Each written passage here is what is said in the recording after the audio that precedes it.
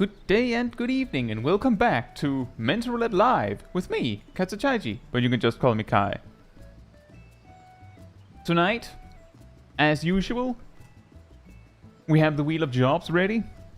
We will be doing a duty. We'll spin the wheel, choose a job from that, and then we'll do duties until we don't get a guild test, and then we'll do the next one. Basically, same as usual, and we hope we get something interesting.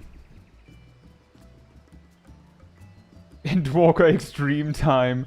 I'm just saying, despite everything, I still have yet to land in an extreme that is above Susano Extreme and isn't Rathalos Extreme.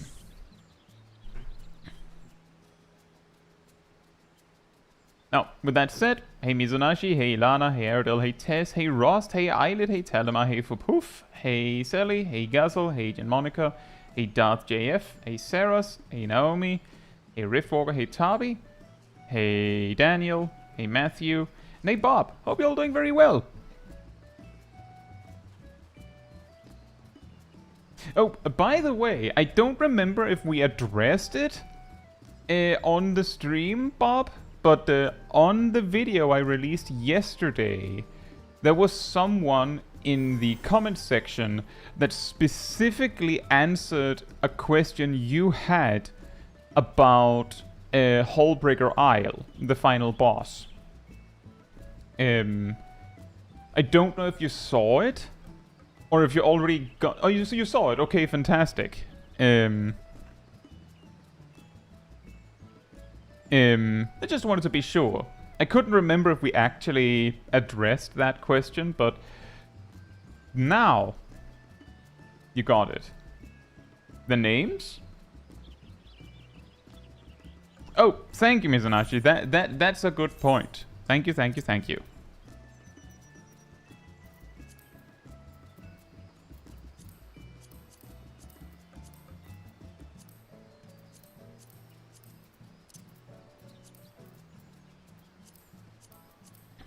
I was doing something else leading up to this, so I kind of forgot to do this prep.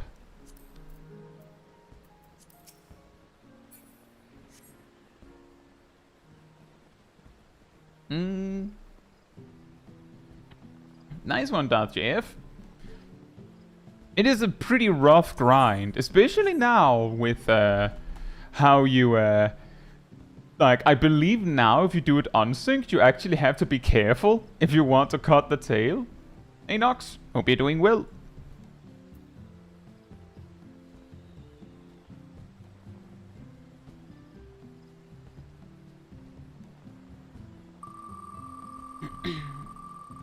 Please wait another 30 minutes to start. I mean, you can just catch up when I'm there, or when you're there.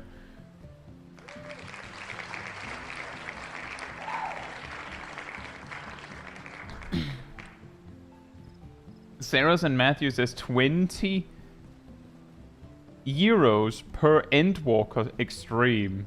And Matthew says I'll match that this stream only. I mean, it doesn't matter what duty we get. I'll always try if it seems possible at all. I don't think we'll get any though. Hey Frauko, hope you're doing well. Oh yeah, the reason why I was in Explorer mode was because I was trying to check a weird glitch. Just real quick for the audience.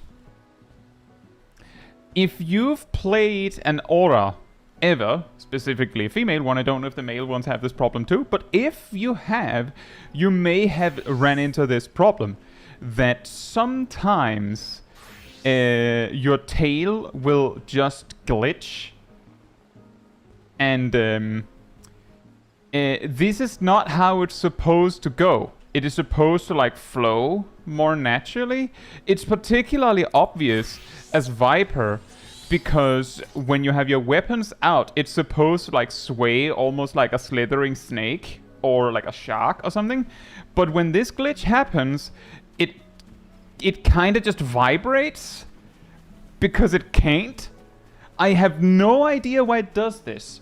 And I know I have seen this glitch happen at least since Shadowbringers. I don't know what causes it.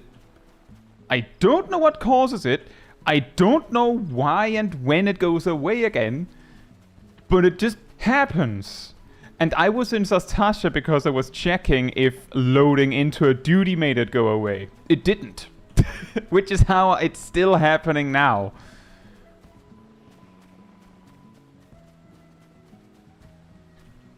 Yeah, exactly, Sally. It's kind of like that.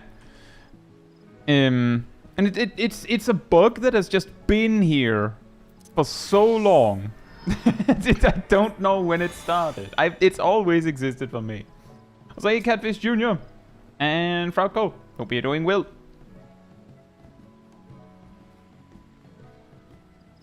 Hey Steve, maybe you're doing...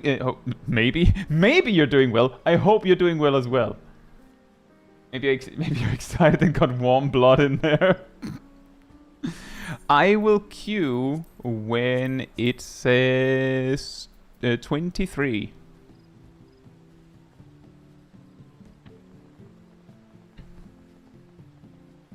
It's just funny that it's just something that has just always been there, and I don't know what causes it. Ooh, do we get a guild test to start? Is it related to frame rate above 60? Nope. It also happens on 60 FPS.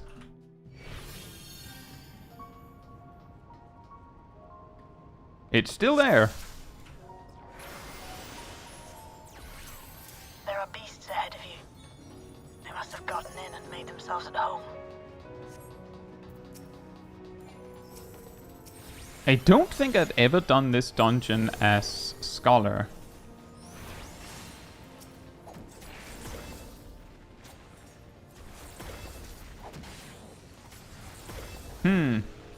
All the way to the wall.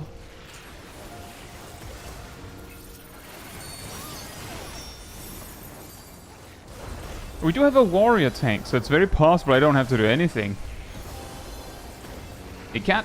Hope you're doing well.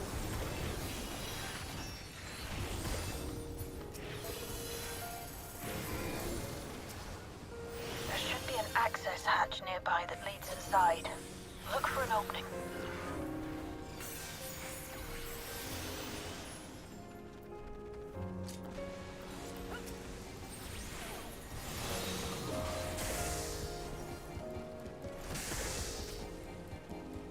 We have expert roulette at home.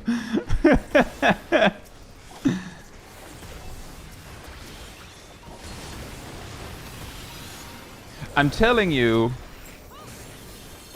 for the most part, this is what my expert roulette looks like. Although I haven't really done expert roulette since the relic grind. I don't need it. I get my weekly tomes from doing the relic roulettes and other things. But it does seem like this is going to be a very interesting duty for me.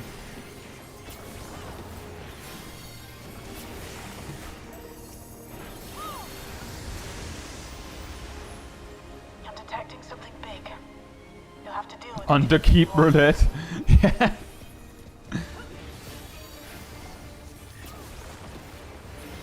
Hey Emily, hope you're doing well.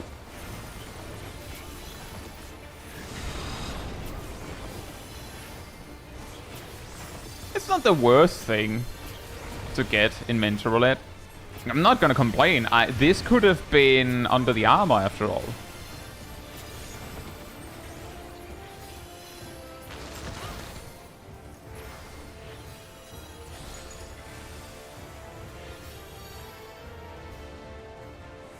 Even has under in the name, high probability of me getting it.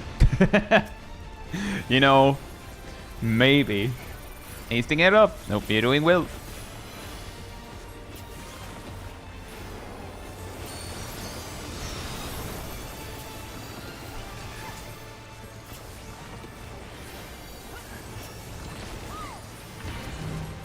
Oh, whoops. I was really expecting the Black Mage to take enough damage for X-Garg to activate, and then it just didn't. That's awkward. Oh, I guess they'll get the healing eventually.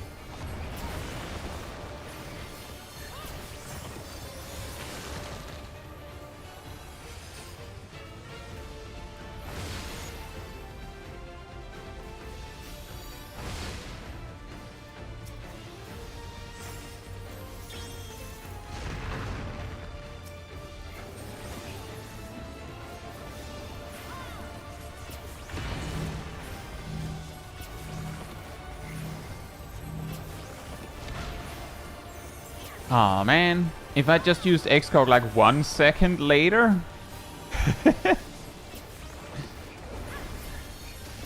then that XCOG that I set 45 seconds in advance would have coincided with the spreads there. That would have been pretty funny.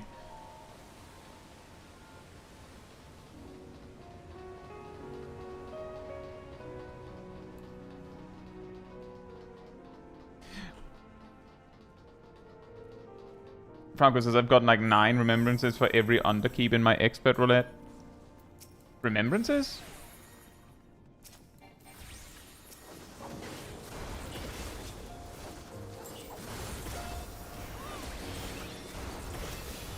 Oh, Meso. Right. That is crazy. You're stealing all the Meso terminals from everyone else. The reason I'm not having it is because Frauko's doing all of them. It's a sacrifice I'm willing to make, Frauko said. Hey, False Geek. Hope you're doing well. Battle against the rising water level.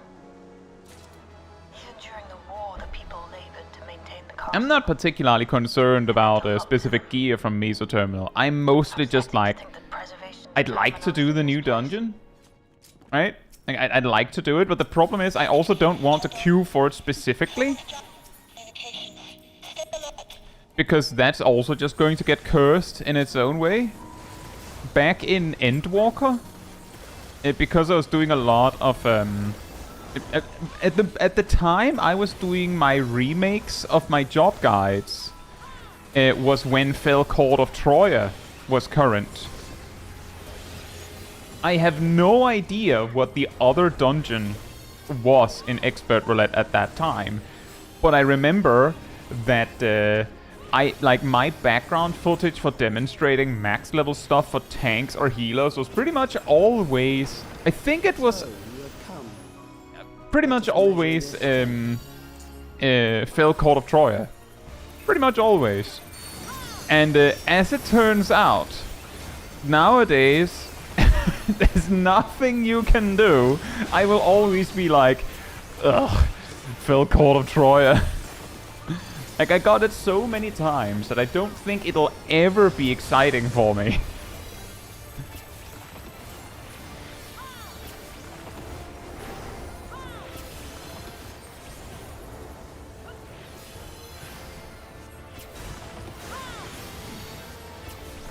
Second boss in Meso Terminal is really fun. I'm sure it is. I've done it twice. I've done it as Black Mage and as Viper. Wait, actually, I might have done it 3 times. I'm pretty sure I've only done it twice.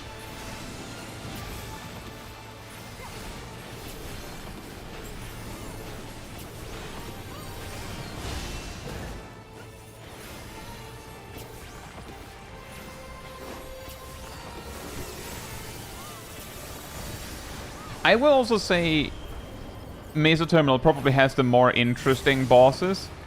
Oh boy. But at the same time, Meso Terminal also has the advantage of being more recent. So we might, like, the reason it's more interesting could be because we've done Underkeep for so long. Although, I do feel like it's pretty clear that Meso Terminal is the more interesting ones. But I think it'll be easier to give it a more fair assessment in like 4 months. That was Something like that. I see. Something like that. You will show me more. I bid you press on.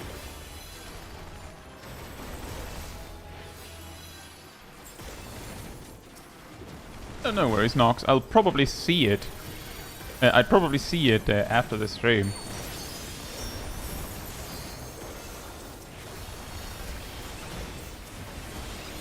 This. Oh, stun. Very nice tank. That's the reason why I don't have to do anything, is because the tank is bringing it. The tank is the turbo master over here. A real perfect legend, one could say. So I'm just along for the ride. Because they're using 100% of their toolkit.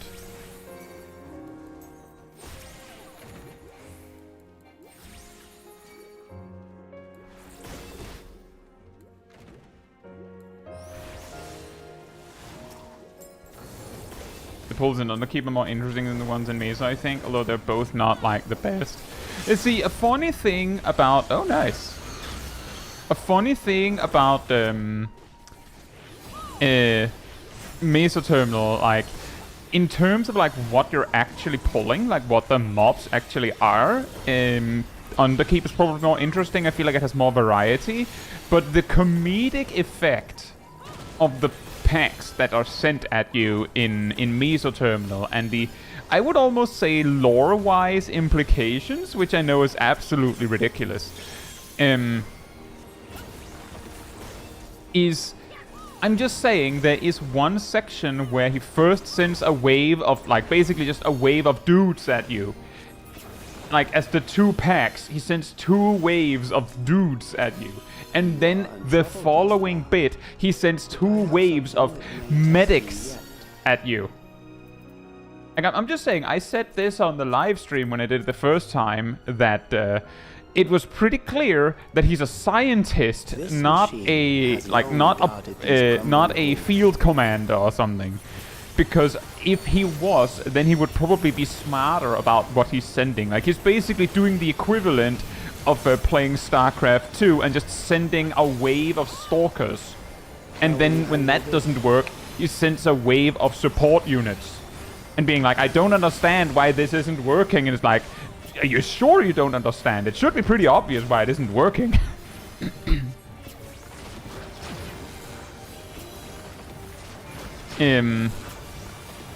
And thematically, that makes really good sense, because, like, the personality that Calyx here gives off means that it, like, for me, it's so in character for him to do that. Because he thinks he knows best. But that specific thing is a topic that he definitely doesn't know well. Because he's a scientist. And then, like, they make, like, they reflect that in the duty itself.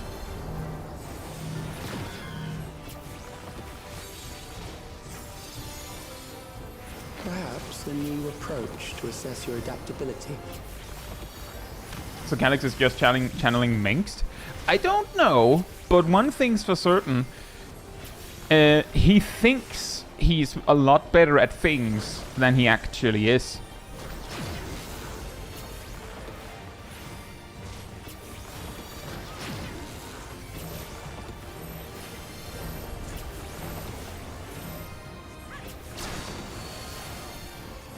Still alive.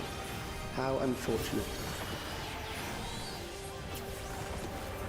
Hey, Killer the Cat. Hope you're doing well. Calyx sure did send dudes. For you to die here, it would save me trouble later.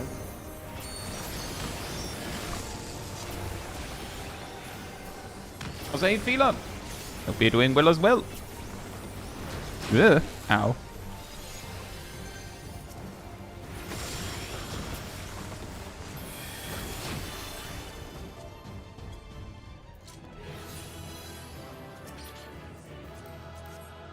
I mean, yeah, basically what I'm saying is that in Underkeep, they did a bit more with the packs in the dungeon. Like, there's a little bit to deal with. Every pull has some, like, special mobs that require you to think a little bit. It's still, you know, AoE pulls. Like, I'm not saying that, oh, this is like best thing since the invention of bread, but like they made sure that every AoE pull has like some weirdness that can mess with you. Like there's the worm in the like one of the first pulls that does like an AoE thing. In the second section there's the donut AoEs from some of the mobs. In the last bit there's the weird really big gun guys that don't really want to work with you very well on positioning. Like they make it really difficult for mages and such to actually do their circle AoE properly. And then the final pull has that specific road ripper thing that dashes around that you can stun and so on. Like you actually have to think a little bit about it to optimize it. Like they tried that. And then in Mesoterminal, instead of like making a big deal out of the packs, they almost use it as a storytelling device instead. They use it as a perfect way to tell you that this guy that you're up against, he isn't as smart as you think he is. He's not as smart as he thinks he is. But they do it, but not at the cost of the boss fights. Like, they just go, well, it's just AoE pulls anyway. We can meme those up, right? That doesn't matter. And I'm not saying that those pulls are straight up trivial. I'm sure some people like, they do mess with me.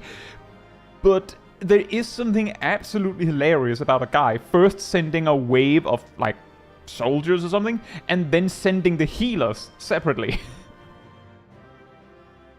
Say, Kraken, Mo, and Kiwi, hope you're doing well.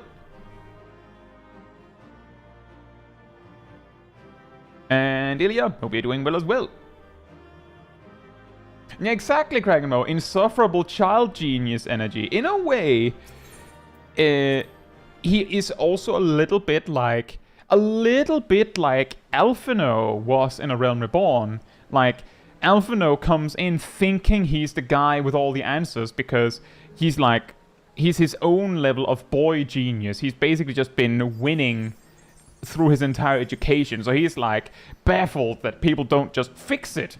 And then when he tries to fix it, everything goes sideways and he gets humbled. Meanwhile, Calyx has just been surrounded by yes men his entire life and somehow didn't fail a single time long enough to put him in a position where failing can't possibly be his fault. Ever. It can't possibly be.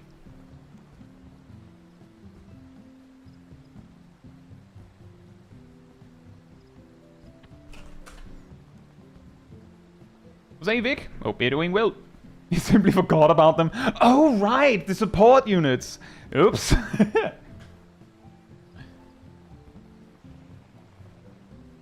Fun fact about Mesoterminal, if you jump off the platform on the last boss, the same second the boss dies, you spawn outside the arena. Huh.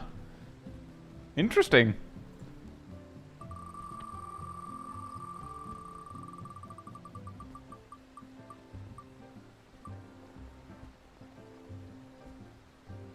Oh, he's doing what a good villain is supposed to do, send his underlings to attack one by one. One by one, yes. I'll send one soldier and then one healer. I will queue when it says 20.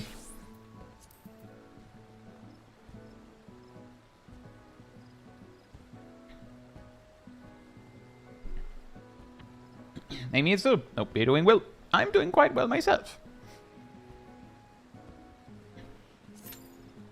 Maybe he was trying to do the Zap Brannigan. I'll send wave after wave.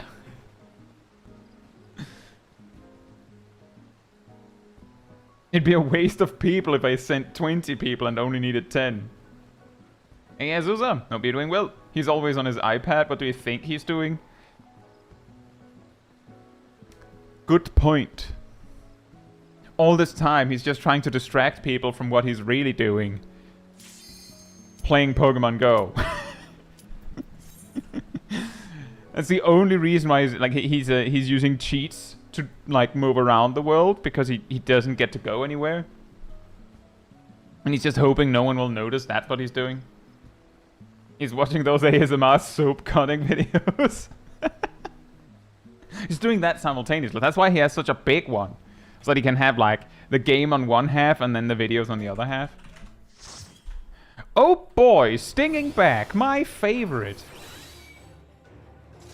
We have look, we have 4 different jobs.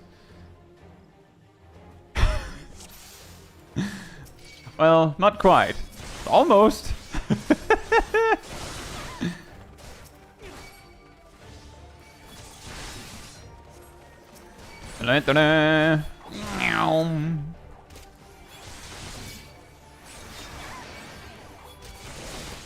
I don't know if we need to grab these, but I'm grabbing these. Ow. Oh, they can stun. That's not good. That's the opposite of good. It's fine. I'll just run away.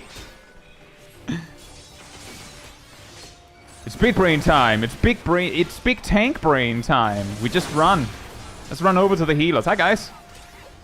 I've brought everything. And then over to this healer.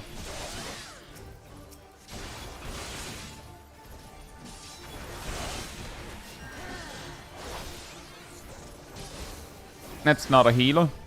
That's also not a healer. That's a healer.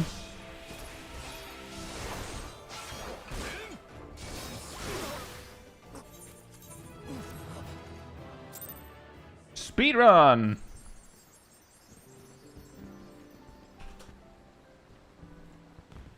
I will queue when it says 20.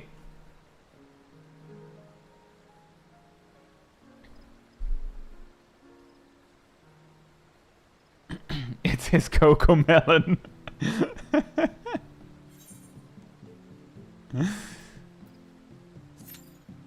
It's Dragoon Sage and that Dragoon's little brother he had to bring along. I say, hey Dan, hope you're doing well. So much AoE in this party. Yeah, if only the Dragoon and Lancer had AoE at that level, right? You should update this duty and add bees that use Final Sting. They should also be named Chanters. Do I use an MMO mouse? Yes, I do.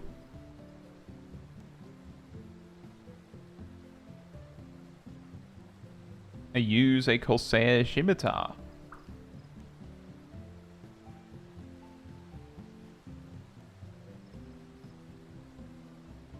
Steve says he's playing 14 mobile, so he has a heads up on what's going to happen. He thinks that's what's happening, but then he doesn't actually know that their story is in the past.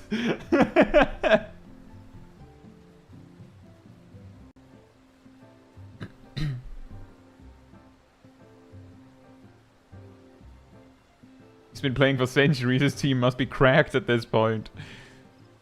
Or he's really bad at it, Naomi. Like he's still derping around with it, just giving his candies a random Pokemon. He's like, oh wait, this one is better. I should feed that one. And then he gets an even better one.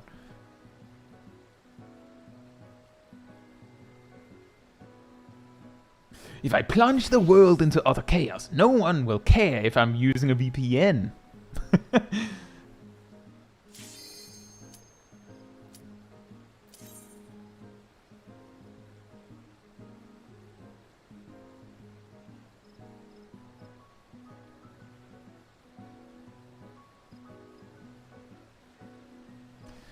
Dun dun dun dun. Is it another guild test? Place your bets. Rev your engines.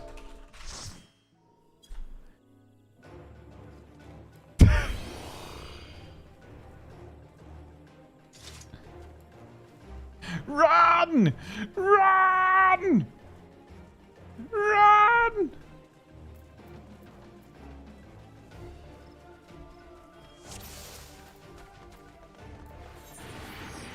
Kill him! Wink. Wink.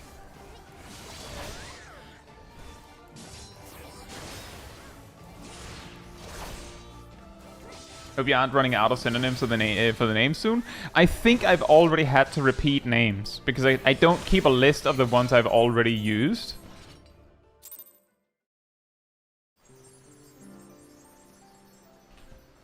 And I also think there's something comedic about seeing them so many times. I'll queue when it says 25. That I ran out.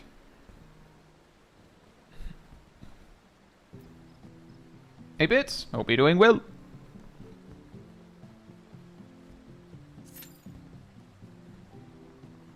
Yeah, more time waiting for the Viper loading screen than to battle. Yep.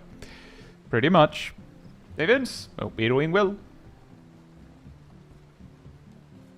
It gets extra strange when we get the guild test spam on tank, but somehow it doesn't surprise me. The whole Relic Roulette has made Mentor Roulette very strange. I think I mentioned last week that I did a set of Mentor Roulettes the day after the patch. And every time I got a duty, just any duty, that was in one of the 4 roulettes that we need for relic grinding, I got like crazy good players, like mega pumpers. So like it was like the fastest runs I'd ever had, the most effective. Like everyone did the mechanics and so on. But then if I got like an expert roulette, it was like the most cursed thing ever. So in a way, it doesn't surprise me that that now on tank, I'm getting guild test spam.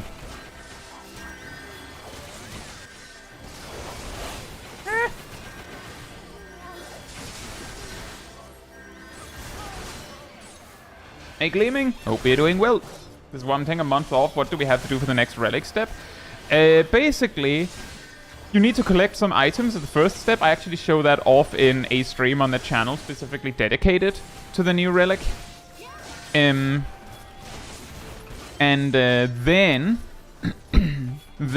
once you've done that, you get this, which is empowered by doing roulettes. Each of the 4 boxes are filled by doing a specific roulette. You don't have to do it with the daily, but you get extra points when you do. Thank you, Ardell. If you go to the Discord server and go to the spoiler room, then Fupoof has put together a spreadsheet, which is in the pinned comments on the spoiler room, where the whole calculation is there. If you just do the daily, on average, you have to just do that 13 days in a row, approximately. Maybe 2 weeks, maybe 15 days. But that's basically what you have to do.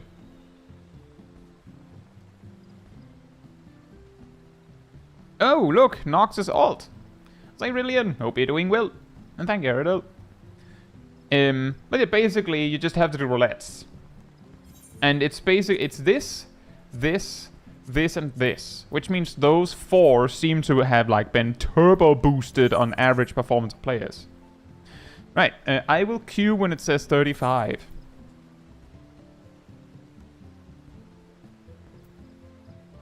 Nice, Vince. Hope you're having fun. And doink. Oh boy. But yeah, basically, because of that, those 4 roulettes are, I would say, largely speaking, filled with tanks and healers because faster queue, and then not really because everyone's queuing as that. Which then means that where are mentors needed? Not there. Like straight up just not there.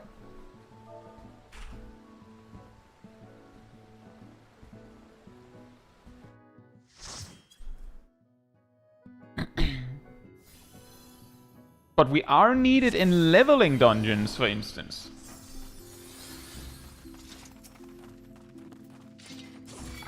I should have packed my potions. I forgot to do that. Although I don't think I'll need it. We have a scholar healer. We'll probably be fine as long as they're keeping up when we do the big run.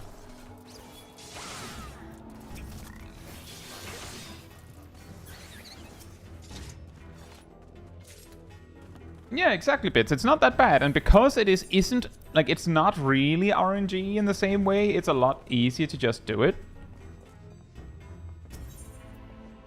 Whereas the Demi-Atma was like, you know, you could invest a lot of time and just be unlucky. Here, the most unlucky you can be is just keep rolling duties with low ether amounts, but the daily is a fixed amount. So like this, you can't be unlucky there. It could be argued that rolling something really short just to get the daily payout is actually optimal, even though it gives very little.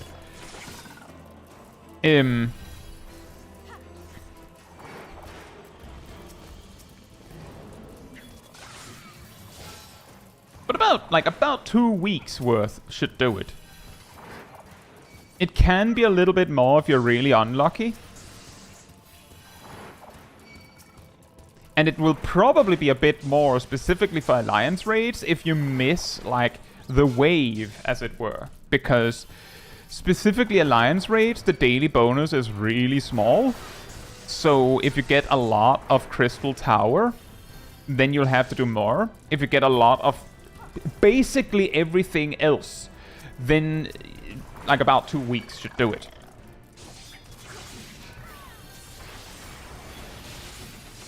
But if you, like, at this very moment, my experience is that when I do the daily is that we get a variety of stuff. Like the other day we got Tower at Paradigm's Breach, which is the one that gives the most.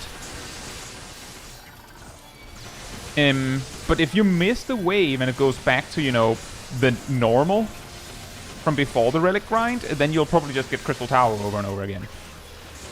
And if you're on OCE, I've heard that you might have a stronger incentive to get it done a little quicker.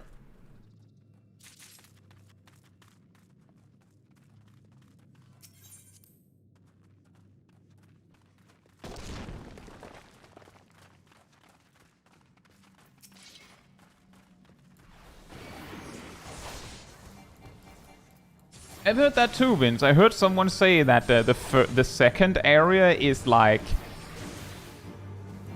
a massive drop in XP gains.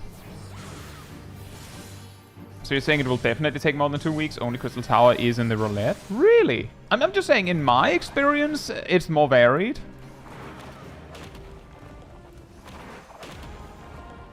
But let me put it like this, Bits. If you get Crystal Tower, like if you're only getting Crystal Tower stuff in your Alliance Raid Roulette, you can even it out by just doing 2 Alliance Raids in a day. Because, take note, you can get the points even when it isn't the daily. It's just the daily gives you like 100 more on Alliance Raids.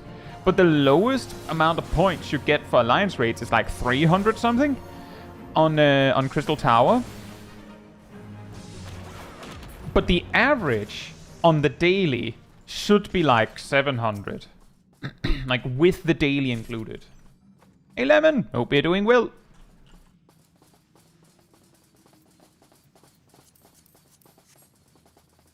No worries, Lemon. That is the reason why I try my best to announce it everywhere. Because YouTube is sometimes a little weird about it. I sometimes get people like sending a picture of them getting the notification like the day after.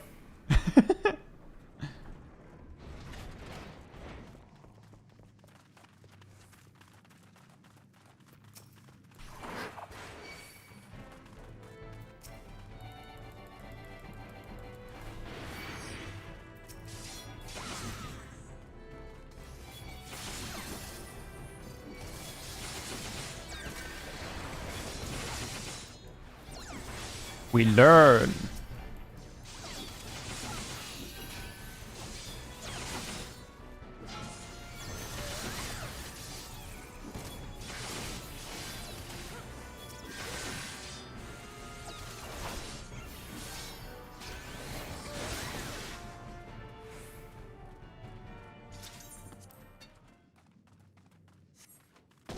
Boom.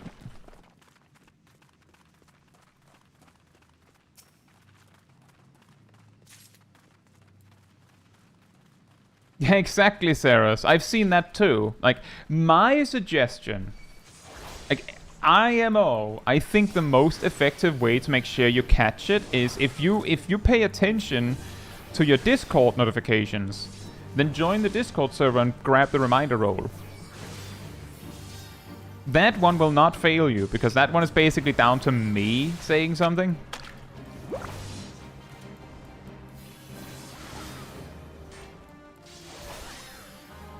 I'm like 99% certain that the rogue doesn't have any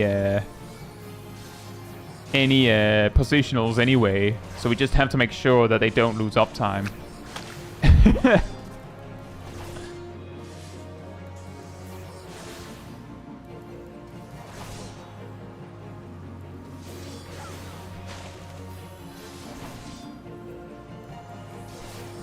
Yeah, I would also say, if you are in the business of rushing the Relic,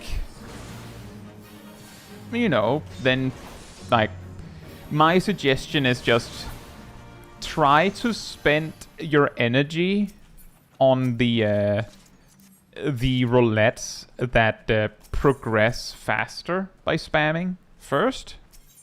Which is to say, the alliance rate ones progress fastest by just spamming, I believe. Of the 4. Don't finish it if you're not going to finish all of it in one day, unless you really want to get rid of tasks on your list. That's of course also something you might be interested in doing, but if that's not your target, then the best you can do is, you know, finish one thing, try to maintain them, but just focus on whichever one is the furthest behind. But if there's any one that can be progressed much more easily by just spamming it without the daily, it's the alliance raid one.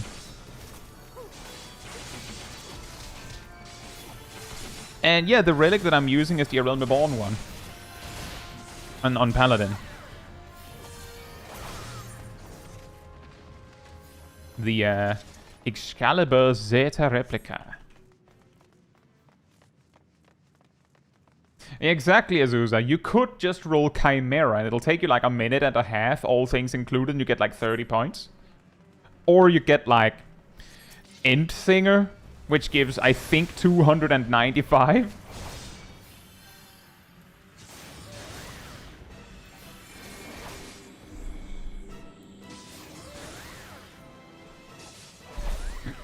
If I recall correctly on that for both,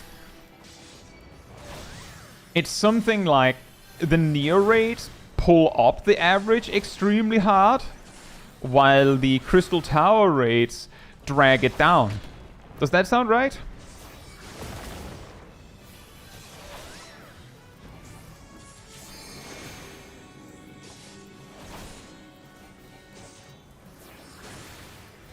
Yeah, that's my suggestion if you want to optimize, is straight up, just when you're going to grind something, open this and just choose whichever one that has the least in it. But if you have a day where you don't have time to do everything, then skip Alliance Raid first and skip high level dungeons second, because those are the ones that are the least impacted by missing out on the daily.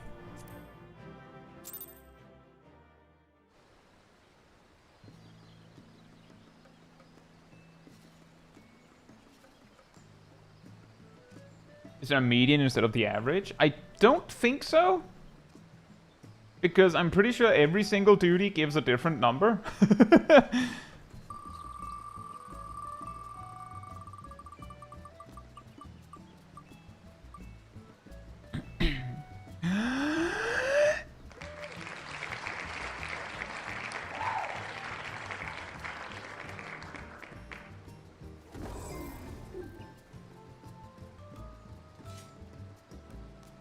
Picture answer time. We're going when it's 16.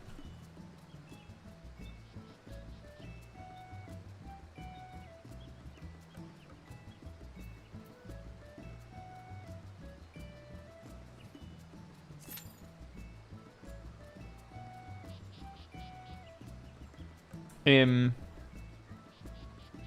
now it'll be very interesting. Because in my experience, it feels like DPS has gained something from the Relic Roulette grind, in that DPS Mentor Roulette seem to queue faster and get more variety. Would speed set be better if you're just spamming one as Pictomancer? I think it depends on how much speed you have. I don't think it would be. Because, like, even, like, if you're so low level that you only have one, then maybe. But if you have Palm Muse, then you open the fight by using that. Like, you use Palm Muse, and even if the fight is over before you can use Winged Muse or anything, you will have gained more if that Palm Muse happens to crit. There's, of course, a whole argument of, like, yeah, well, but what if it doesn't? But then again, spell speed won't make it do more damage.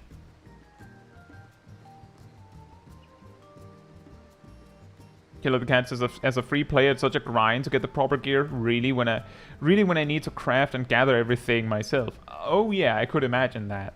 I could imagine that. The mega cursed stuff is completing an A Realm Reborn relic on the free trial. Now that is cursed.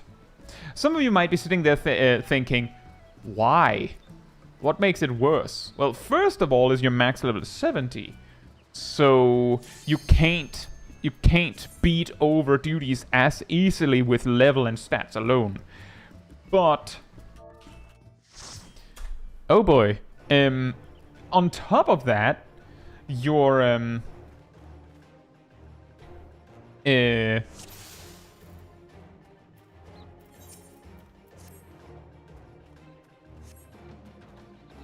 your ability to collect materia is going to be severely weakened as a result.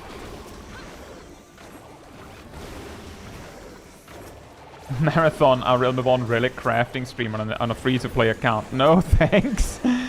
No thanks.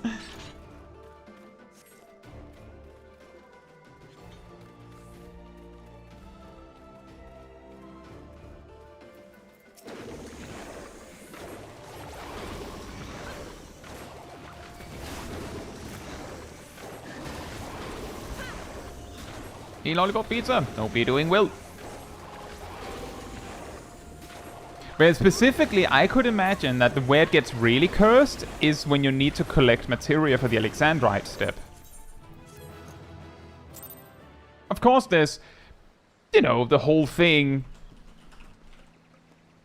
with grinding light, grinding the various duties and whatnot. Without having a huge level advantage. But specifically the materia grind will suck. I'll queue when it says 33. Hey Seraph, hope you're doing well.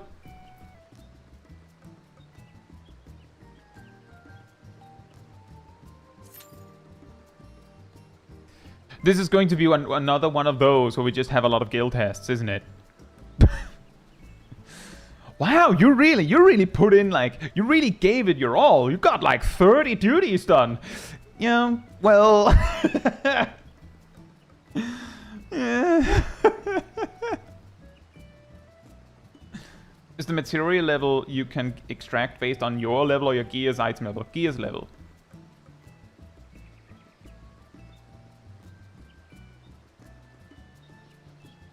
Killer the Cat says, I really wish they'd at least let me friend people. I can't even be social without someone extending their hand to me first. Oh. Well, on the one hand, I get what you mean. On the other hand, consider that anything your free trial account can use will also be used by gold selling bots. So it might be for the best.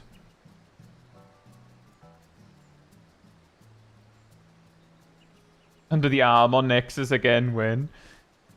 Well... Recently... I edited a Mentor Roulette set where I got 19 duties done. Which is really funny in retrospect because I remember it was actually hard. Like we just barely managed to do 27 to reach the 1000. In 6 hours. And then, like, in a 3-hour set, I get 19 done because guild tests Lamau.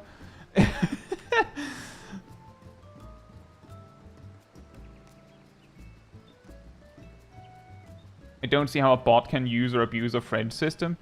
I recall in the past, in Bring Out Your Bingo Cards in World of Warcraft, where bots would mass add people to calendar events, because World of Warcraft has a calendar where you can invite other people to, like, schedule things in the in-game calendar, and the calendar event would just be an advertisement. And they just add people. They just add 100 people to it, to circumvent what they can or can't do. I don't know if it was because they could do that on a free trial account, or if it was because it was a way to, like, spam you with ads in a context where... Oh, instant replacement. I'm guessing it's an alliance raid. No, it's a dungeon. What? Oh, hey, Cat. Cat's here.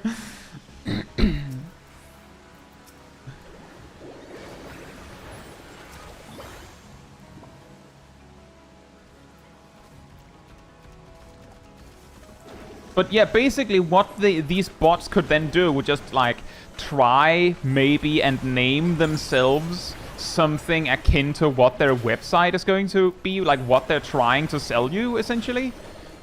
And then just spam friend requests out to people.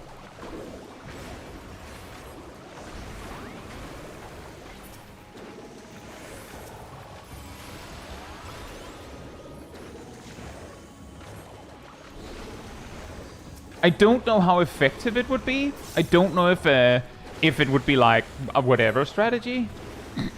But like, essentially what I'm saying is anything you can imagine that you would like to have. If it's anything social or practical at all, imagine that bots will use it for evil. And they straight up just will.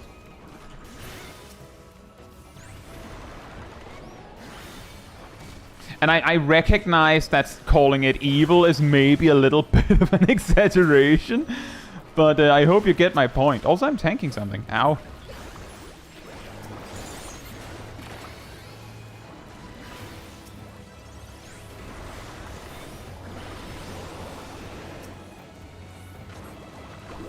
Yeah, my warrior of light, freak ill real person. He's very real. Hey, Iverian. Hope you're doing well. Hey, Zip. Hope you're doing well as well.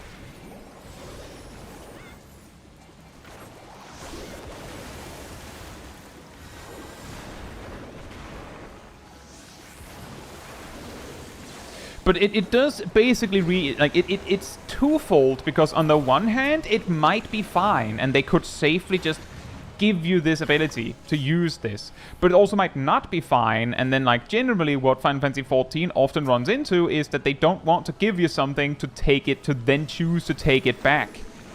They don't want to do that. And because of that, if there is even the slightest risk that it could be, like, that it could have it could be negatively impactful, you're probably not going to get it.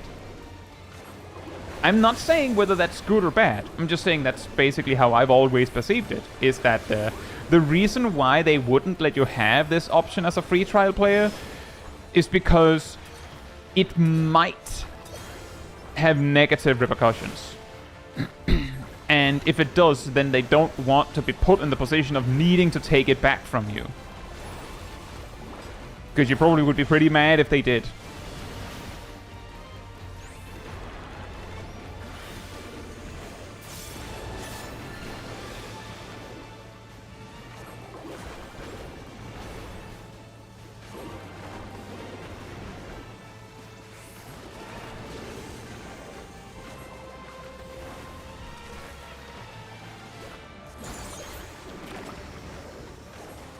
Didn't free trial get removed from PvP access? Was free trial... did free trial ever have PvP access? That's a genuine question. I don't know. I'm pretty sure free trial never had it. Uh-oh.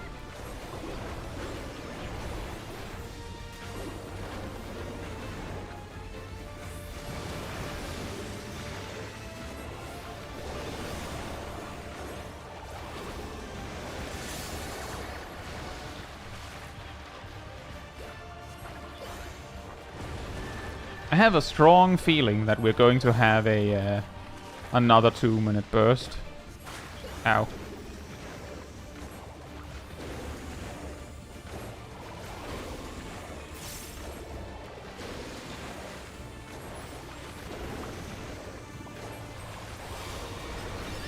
I'm still tanking, apparently.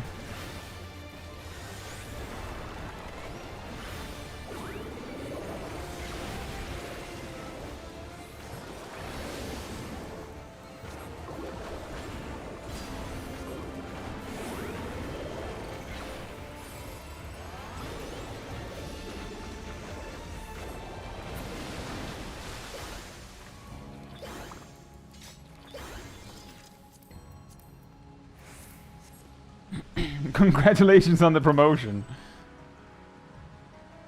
Stingera, the tank died, and then they didn't provoke when they got back up.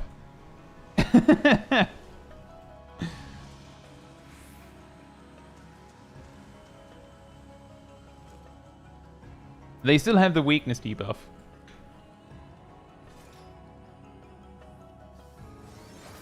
By kill.website, send your friend request. That is pretty funny. Could you imagine?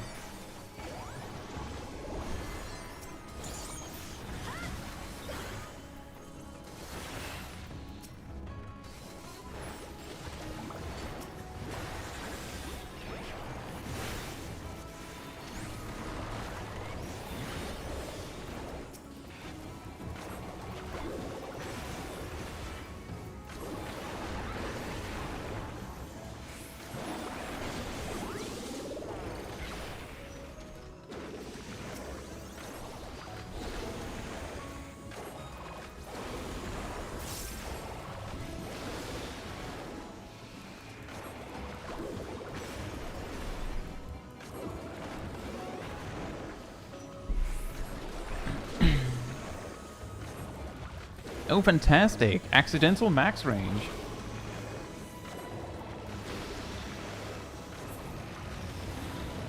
And variant says around 2021, 2022, free trial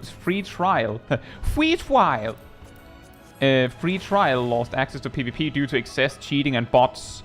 You know, that does make sense, doesn't it? That does kind of make sense. And it does not. That is actually the reason why I'm sitting here like, did they ever have access? Because I could have told you that. Like if I was like in the room when they were like, should we maybe like let's expand the free trial so it also covers basically like, well, the free trial covers a level range where you could access the PvP area. I would probably almost immediately be like, guys, real quick, just thinking out loud here, do you think mayhaps potentially that people will abuse this? Maybe. Just thinking, it's a possibility that they might abuse this. Just thinking. Because I couldn't possibly imagine they wouldn't. Like, it's impressive that it took that long before something was done about it.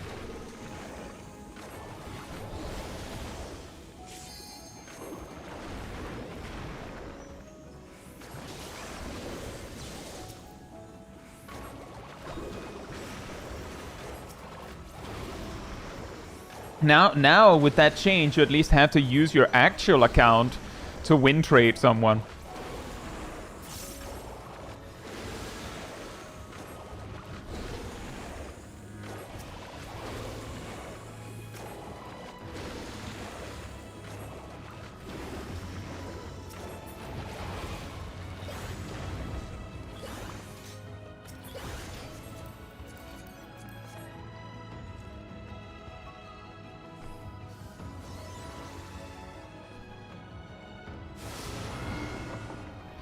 Bing.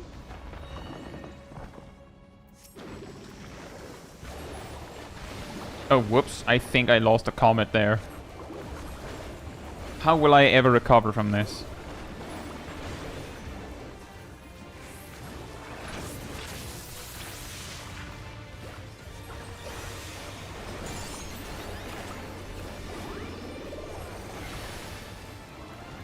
Hey Flo, hope you're doing well. Oh, this is going to be scary. I'm sure I'll make it. I'm sure it'll be fine. Yeah. Run! Planned. Never punished. Whew. Definitely planned that one.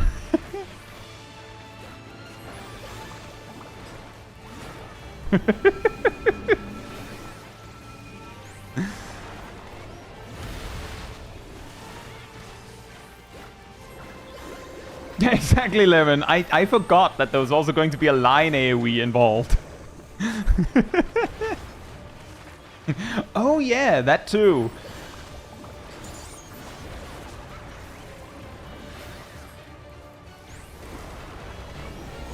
Right, so I just realized that I'm at the point in my rotation where I'm not getting a retribution of the Medine. So if we're really good here, we kill the boss so fast that I did it again. I did it again. That's 2 comets lost, guys. Anyone keeping count? I make job guides. Do what I say, not what I do.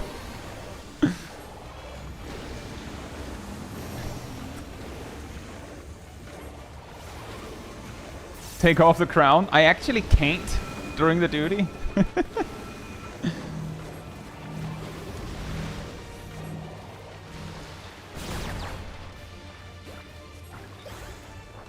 Oh, this is awkward.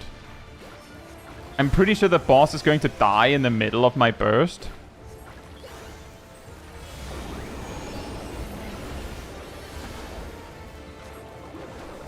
Yep.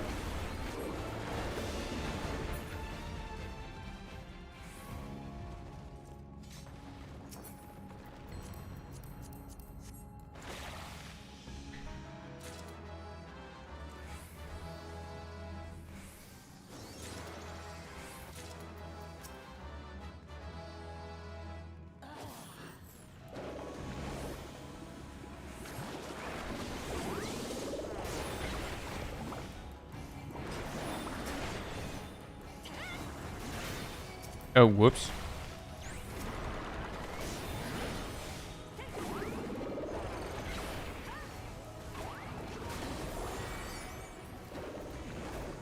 Is that the Pictoman's equivalent of single target Doton? Not quite, because it's not very obvious. But it's more like just being stupid. And that's really what it is.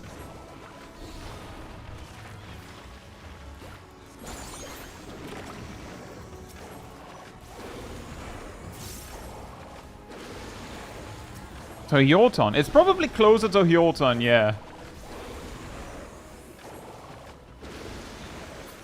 It's actually probably a lot closer to Hyorton, because that's one you use when you actually, typically use when you're like, I have Caetsu, and then it's like, I don't actually have Caetsu. Or worse, I'm actually synced down and can't use Hyoshouranyu.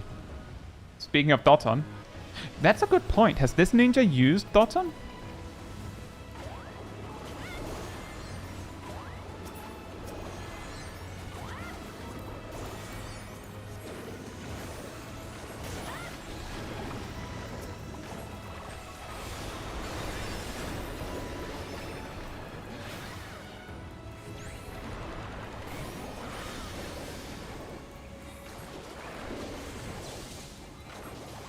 Yeah.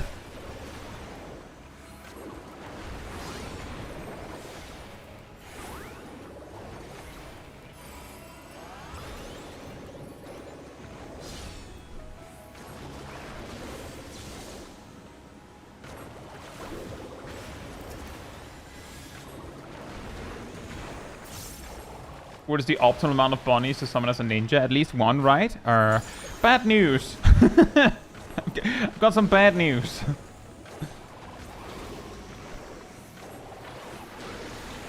Because the answer is not one.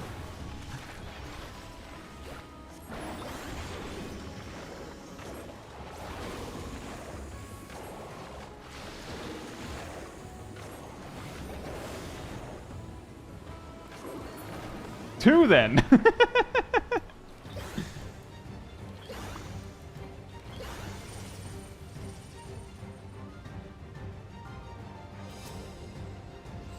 Well, then you do that, Lemon.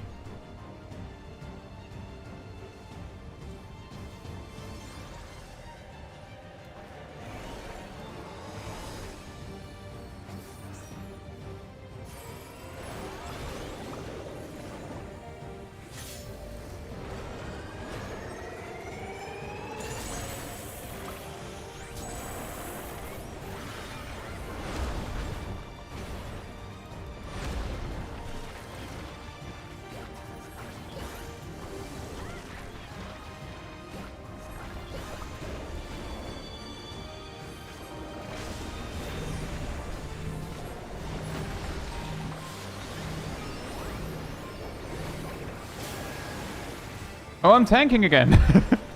Oh no.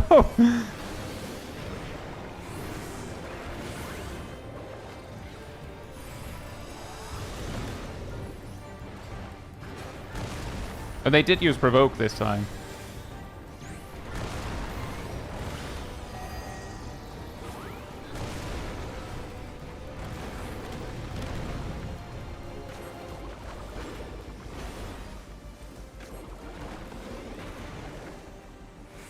I still stand by that if you use Caetsu Bonnie, the Bonnie should be bigger. It should be 30% bigger, specifically. Like, to really, really underline it. I should have actually saved that hammer for this slide we're going to do now.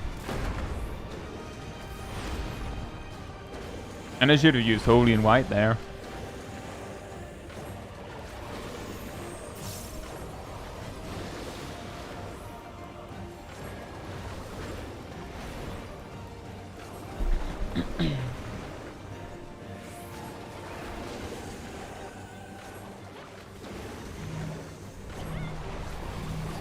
Whee!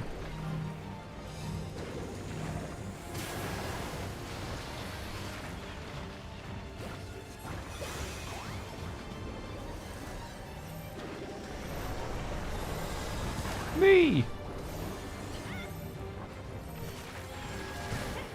Ow!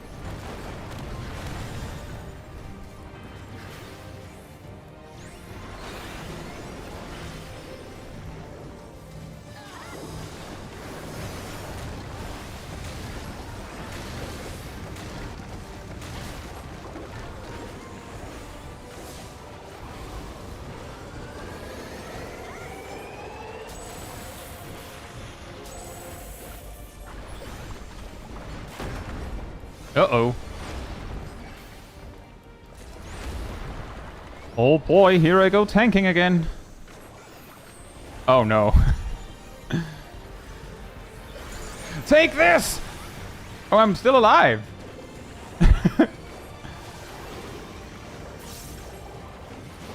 I thought I just had to send it because I was going to die there, and then I just didn't.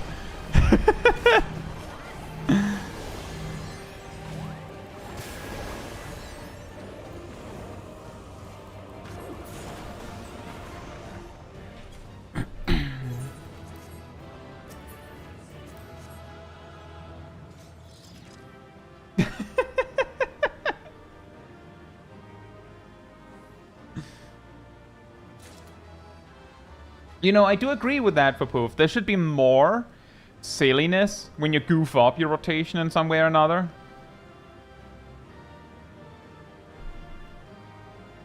Like, actually, when you use an attack out of combo, have you, like, stumble while doing it or something.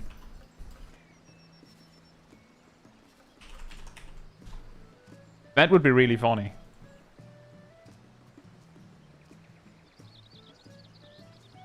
I'll be right back. And then we continue. Was that Igaji? Hope you're doing well. In the meantime, manatee restored.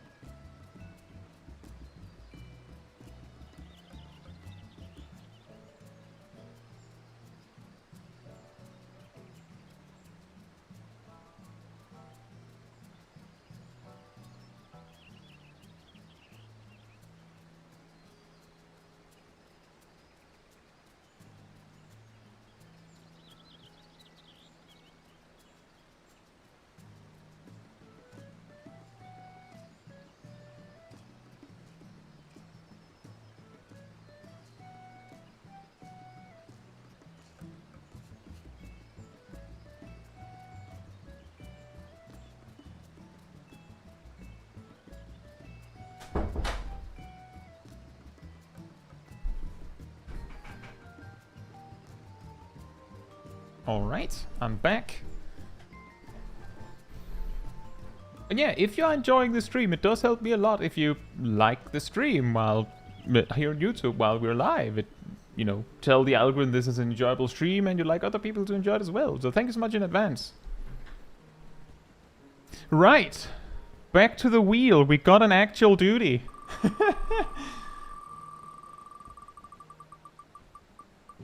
Yeah, that was fun, Cat. Very, very good that we had like a solid healer for that, because the tank was having a bad day. Red Mage. You know, that is very fitting after doing a duty with Cat. I'll queue when it says 18. What is my least favorite job and why?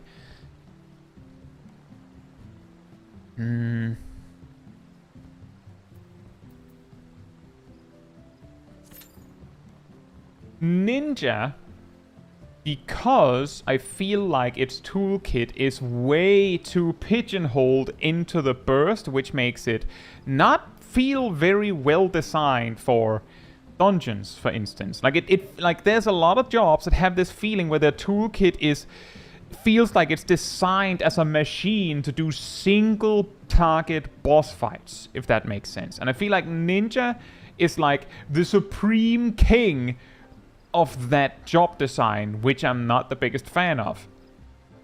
Before the 7.2 rework of Black Mage, I would say it felt similar there, because like Black Mage just, it was really good at just doing a constant battle. Like it was fine with that, but it didn't really like moving anywhere. Now that it doesn't have timers or anything to worry about like that, it feels like it's one of the best like open world jobs in the game, because you just load up and then you just run to the next thing. And the longer the run, the more polyglots you have. So Black Mage is suddenly extremely good at doing any content, it feels like. But admittedly, Black Mage, just like many other DPS jobs, feel like that's the only thing they have. Which I know sounds really strange, because it's like, yeah, it's a DPS job, why should it have anything else? It just feels like... I think I mentioned this before. It feels like, imagine if in Dungeons & Dragons, wizards just had 300 different fireballs. And that was all of their spells. Or your only choice was which flavor you wanted. that's a little bit how jobs in Final Fantasy XIV feels nowadays, especially DPS. On the one hand, because of the way duties are designed, it doesn't really matter. Like, okay, so what? What are you going to do with a crowd control spell? You have sleep, you never use that. But it does feel like there are some spells or abilities that thematically specific jobs should have that they just don't. Like, why does Black Mage not have like a freezing spell? They have freeze, but at some point they removed the property that freeze actually binds enemies because it didn't do anything. Like, that's not why you used it. If you used it. So it makes sense, this development. But because of that, it does have this impact where it feels like jobs are made to do one thing specifically, which is not great. And I just feel like Ninja is particularly bad about it. Can you use Tombstones of Mathematics for anything besides gear? Not right now, I don't think. Also, hey, Necrophits, hope you're doing well, and thank you. But yeah, I feel like some jobs handle it better than others, but most jobs feel like they're designed for a single boss fight. Like, a slightly comparable example to this is if you've ever played Monster Hunter, many weapons, you can really feel that the weapon is designed for the big monster, like the large monsters, whenever you're put on a hunt where you need to kill the small monsters. For some weapons, it feels like it kind of makes sense. Like, it kind of makes sense that your greatsword is having a little bit of a hard time hitting all the small monsters because you brought a hilariously large sword. Obviously, it's going to have trouble with something faster than you just stepping aside. But a lot of the time, it's also like, Greatsword has like wide sweeping attacks, but because no one really uses them, the balancing as the game, the game series has progressed, has just buffed the 1-2-3 combo of charged slash, so the regular wide sweep, like, they show it off like, you could use this, but it does so little damage relative to the other options you have that it might as well not be there. If you pressed that button and it, instead of doing something, just summoned a bunny on your head like you made a mistake, that would probably actually be better because of how they balanced it. Like, it's a little bit like Black Mage having Scathe. Like, you use it, and unless you're in like a super low level dungeon, it's basically a mistake. And it's the same deal in Monster Hunter. The difference is Monster Hunter gets around it for the most part by small monsters being like something you might encounter really early in the game as an actual mission, and then like otherwise it's optional. Maybe you'll hunt something because you need a material, but a lot of the time there's like there are other ways to get those materials, so you can just avoid having to deal with small monsters.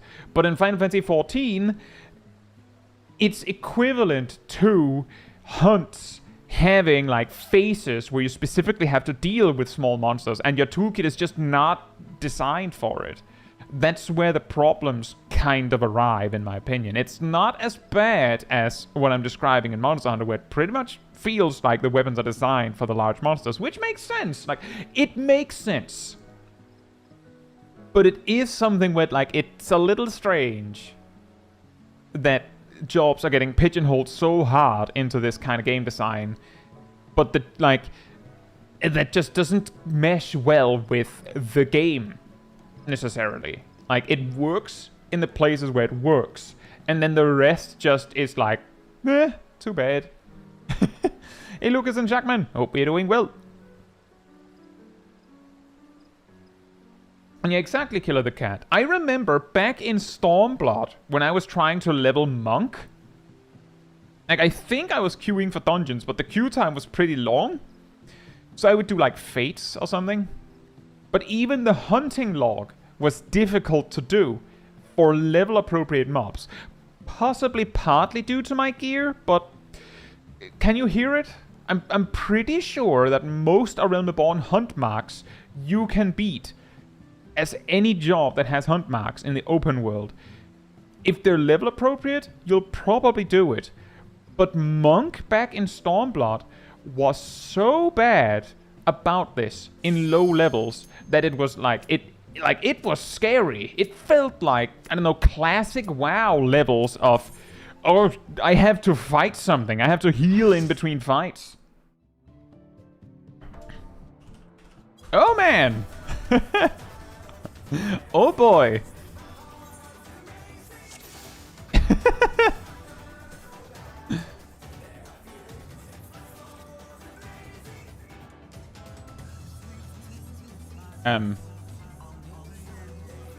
Let's begin, shall we?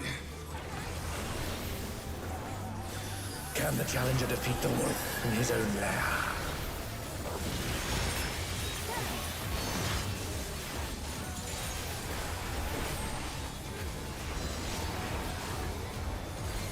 Cleave!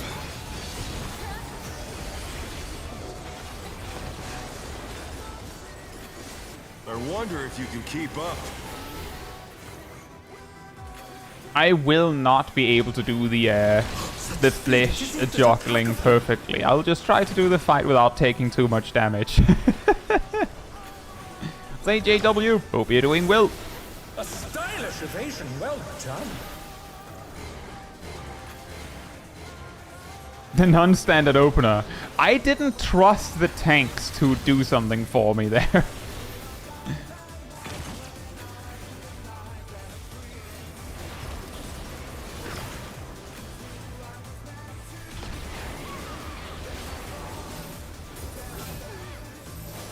Hey Shaq, hope you're doing well.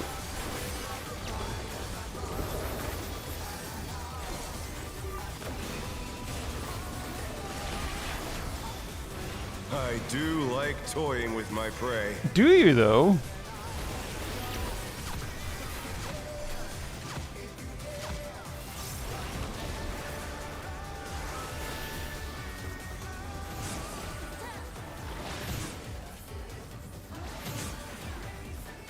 Oh. Can you fend off a pack of Nope. wolves? I didn't have to do anything.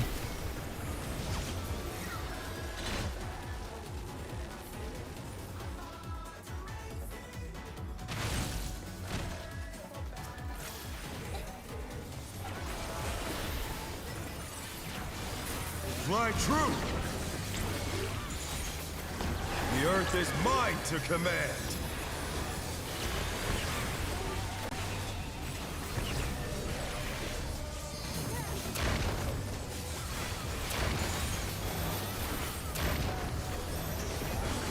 That was a little scary. Oh no, that was too much for the challenger. I could have actually have done the triple combo. Not bad, not bad. But we've scarcely begun.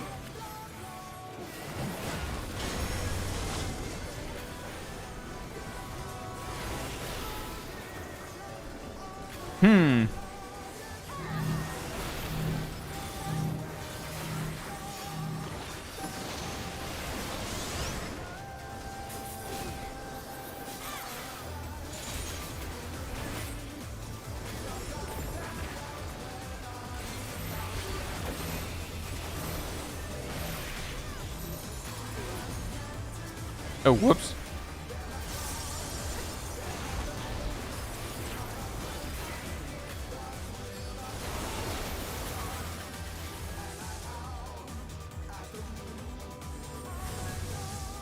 Bear my biting wings! I should use Lucid Dreaming. I forget that.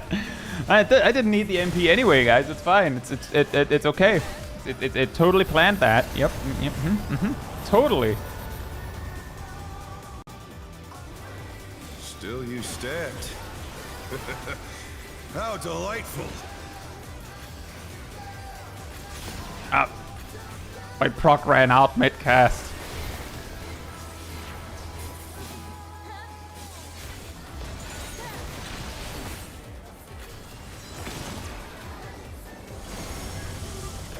Oh, whoops.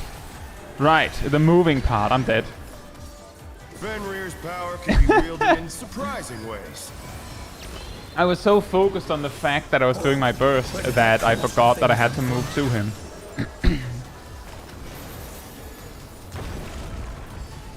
He's put the Colossus to the sword.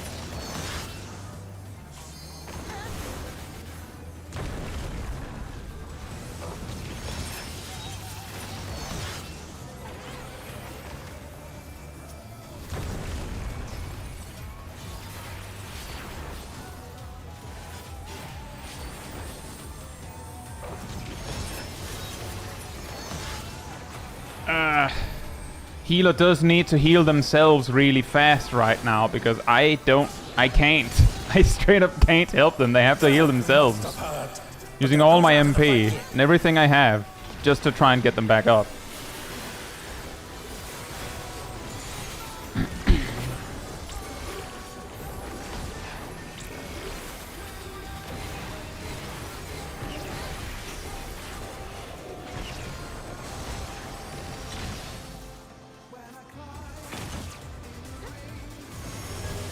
You're mine.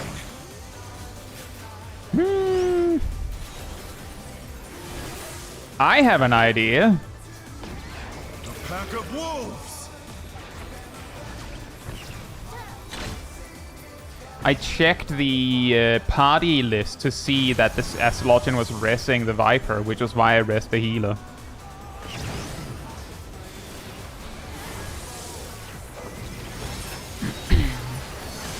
Hey Perrin, hope you're doing well.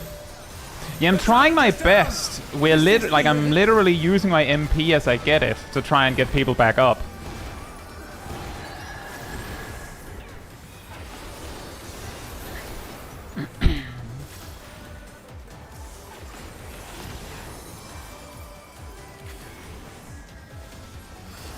Try this. Oh, I shouldn't have done that. The challenger rises again. Can they turn this around? I'm just trying to do damage with no MP. And then I waste my mana instead. But Pai's MP management, that is a good point.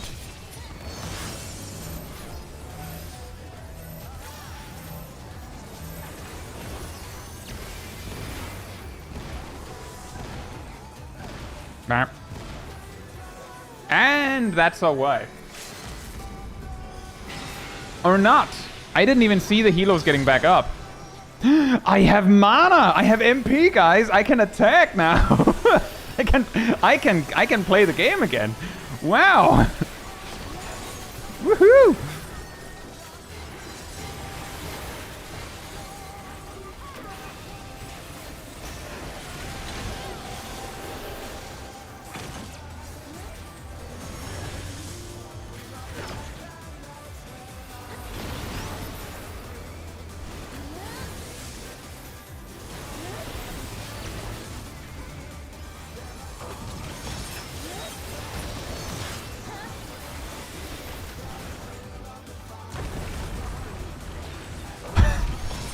Here we go again.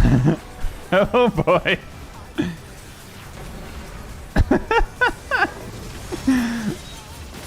It's good, I didn't want that MP anyway.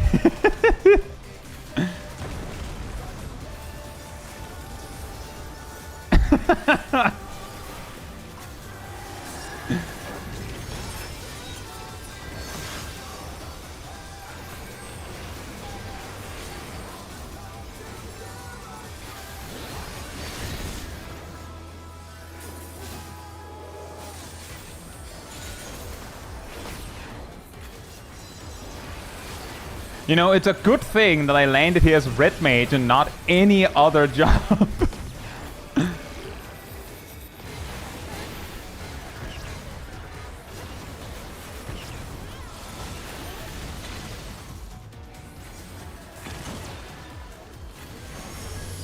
You're mine.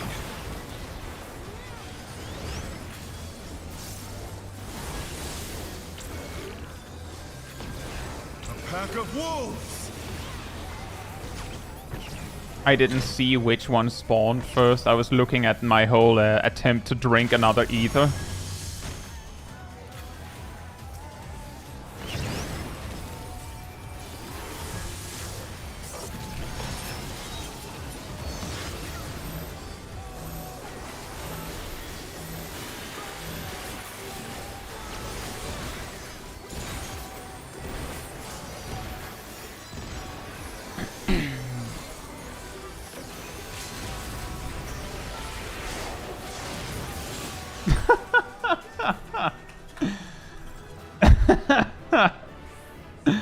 It's all As I was saying, good thing I wasn't here as literally any other job.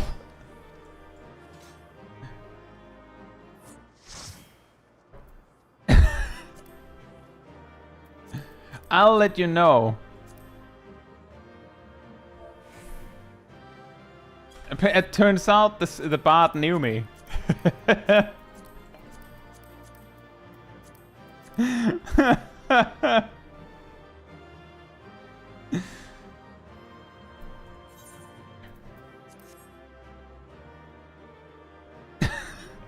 Hey, dead man. Hope you're doing well.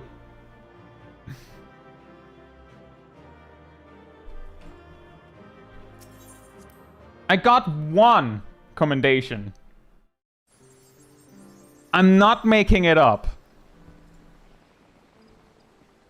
1.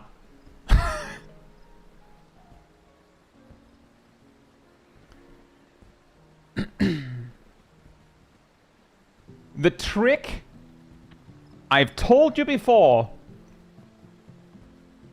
the players that need that amount of help might not actually realize why. And I imagine the one that got most of the commendations was the healer that used healer LB. That's my guess.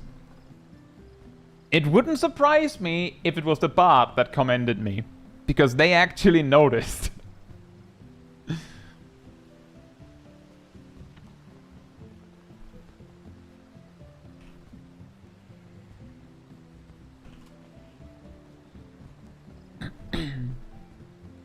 Like, basically, to get the commendations for being the red mage doing the carrying, you need to hit the sweet spot of simultaneously landing a group that needs all those reses, while also being filled with players that are experienced enough to recognize that, oh, it's actually the red mage doing all that. Like, there's that sweet spot. And it's probably very tight, because if they're any better than that, then they don't need the red mage. And if they're any worse than that, then they might not realize that it was the red mage. Yeah, exactly, Necrophets. You kind of need really good players to have a bad day. That's how you make it work. It's fine. I don't need the commendations. I do not need them. It's just funny. Like, the only reason why I wanted to know was because people often tell me about that. Like, I did this really cool thing and I was really carrying, and then I get like no commendation. I'm like, yeah, I know. That's how it looks. That's how it looks. I know.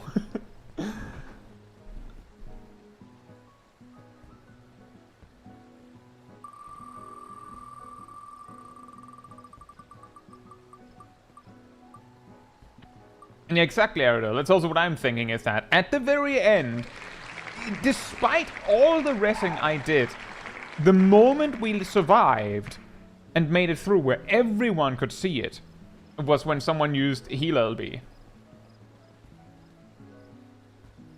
Monk time. You weren't dressed in red. I'll kill when it says 35.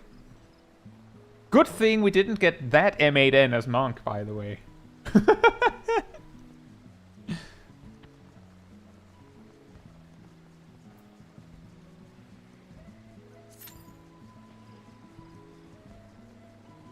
But that was fun. Very close. It's a little funny because you can see the moment I just had to spam reses, the rotation went completely out the window. Like, it just died completely. Like, it stopped being about doing the damage and just being about conserving MP to rest people. It's possible that they would have gotten it right the second attempt, Necrophits, and like what really caused problems was that a lot of people died and then like tailspin. But it's also possible that it would have taken multiple attempts. JW says, I remember a time my partner and I were both leveling Red Mage, got Tsukuyomi, and between us had 26 reses and 0 commendations. Yep. Exactly. Yep. Hey Zoza, hope you're doing well. And hey Ham, hope you're doing well as well.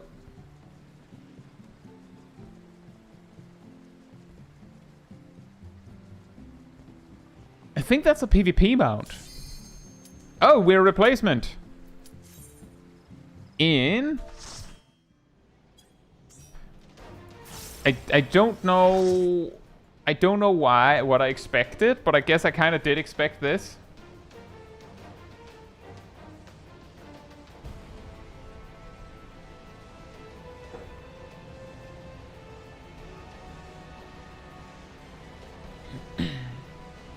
But yeah, also, yes, I don't particularly mind not getting commendations because I'm pretty sure the last thing you unlock by having commendations is oh right, that teleporter would have worked. Is 3,000 commendations, I'm pretty sure. And I have 6,000. Like if they added something, I would probably just automatically have it.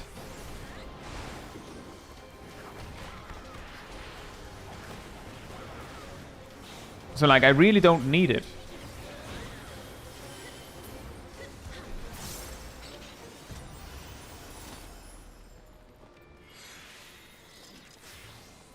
It was also very surprising to get a leveling dungeon as a replacement.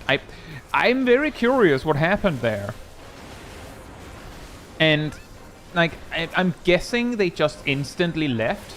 There's also the possibility they disconnected, but I'm pretty sure if that's the case, that usually it'll be a longer replacement then. And maybe Cat knows. How does my Etherwell grind go? It's alright. I've mainly been doing dailies. The only reason my trials and normal rates is ahead is because on the release day, we did some duties together just for fun. On stream. Other than that, I've just been doing the daily. And that's it. And I think when I'm getting closer, I might spam. But I haven't been, like, that much worried about rushing it. I'll get it in time. I don't need it.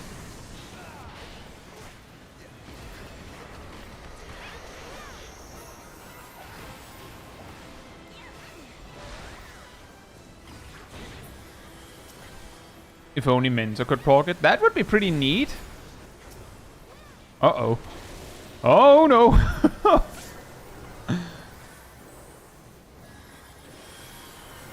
Cat says, I was trying to snipe you. The DPS you replaced instantly left. Oh. It's pretty funny.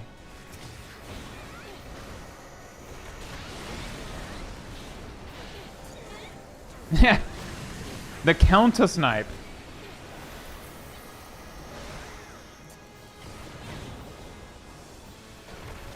Wow, this is quite something. We have a Narnia dragon facing the wrong way on top of a single target dot. This is really cursed.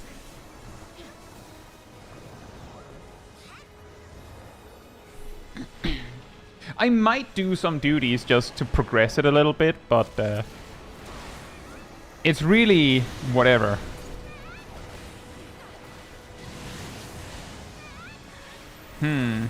This is quite something.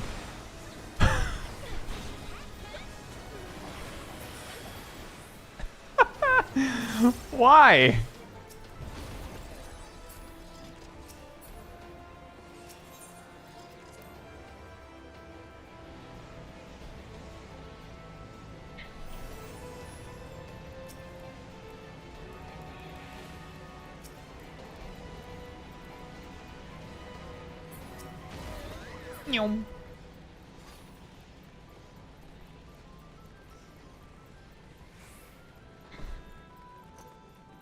But I have considered ways to do it most optimally, but the closer you get to the finish line, the more motivation there is to, like, finish it quickly, I guess. But I've also been playing other games. Hey, Kino, hope you're doing well. I have. Before this raid tier started, we were progging Uwu on stream, but we're working on this raid tier still. It takes a little bit longer for our raid team. That's just how it is sometimes. But we will probably get back to Uwu prog once we have finished M8S.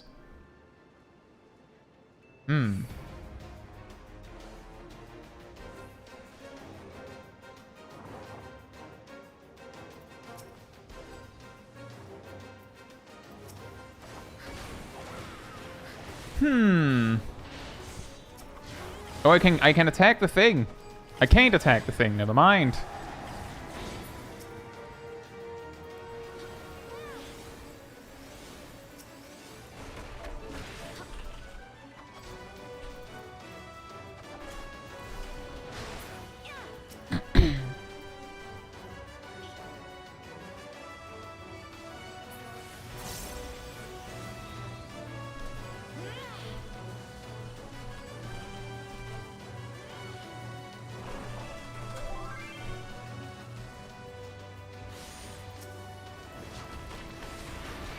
Okay, hope you're doing well. And hey, Axis, hope you're doing well as well.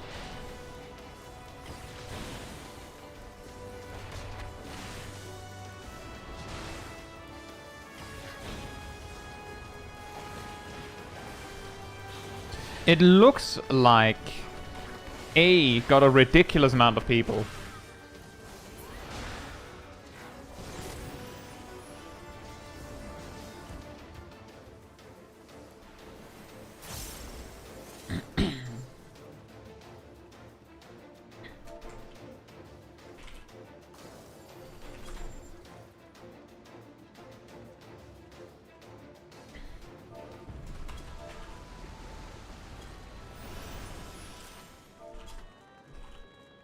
Now we can do the rest of the dungeon.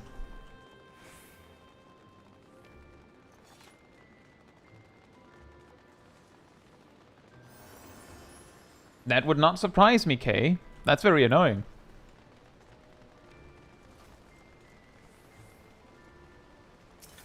Axis says, I was a 17-minute replacement in Bravelock's long stop, so all I had to do was the last boss. 17-minute replacement in Bravelock's long stop is concerning. Stinger says you can wipe there. If you take too long, the Atomos will just auto-wipe you. I believe it's like, it's both as an actual DPS check, quote-unquote, but it's also to make sure you don't get, soft-locked. Like, if you don't have 4 people in one of the arenas, then there's no way to complete the fight. So they have to have a forced cleanup.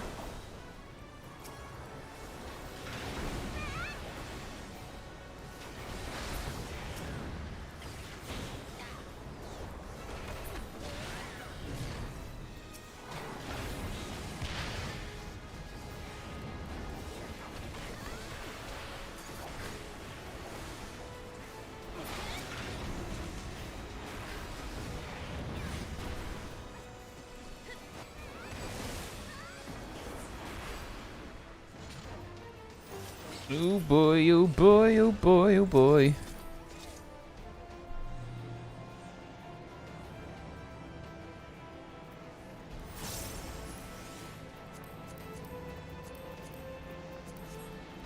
But it is particularly cursed that if you're late into that arena, they have the technology to send you to your appropriate, line. But if you're late, they'll just put you in the Alliance A third. That's fun.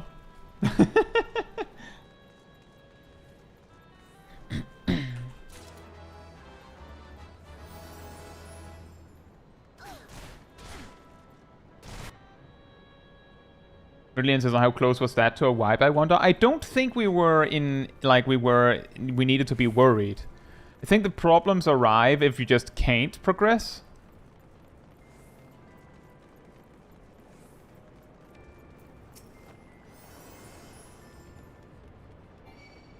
But yeah, to your question again, Kino, it kind of comes down to where we are in the Savage Stream series. Once we've finished M8S, we'll probably start doing streams where we, you know, do re-clears and then Ultimate. And if we clear that, who knows, maybe we'll do EX5.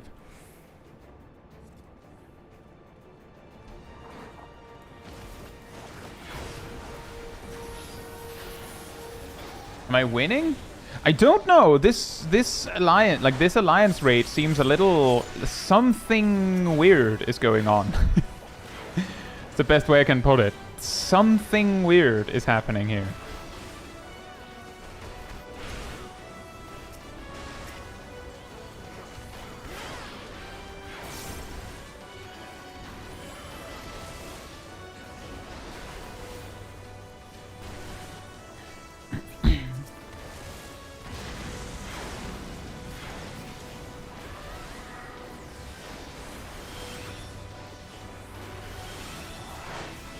Oh boy, here I go tanking again.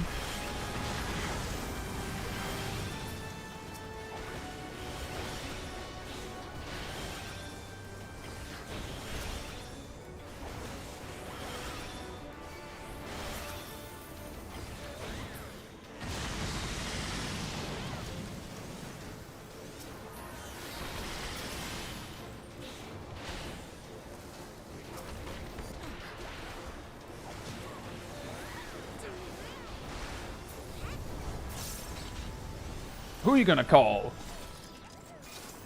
A monk, apparently.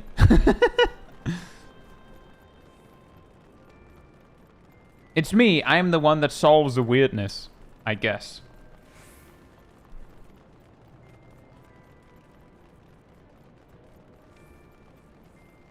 But that's fine, Zaf. I think we decided in the raid team that we weren't particularly concerned about doing the new extreme blind.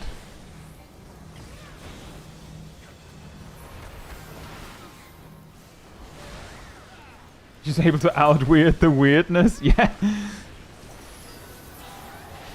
But the power invested in me, I make it even weirder.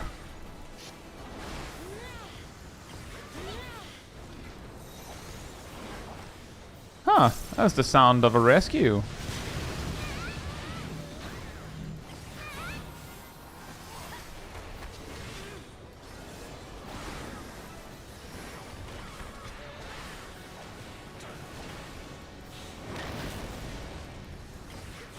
Can we skip it? We can!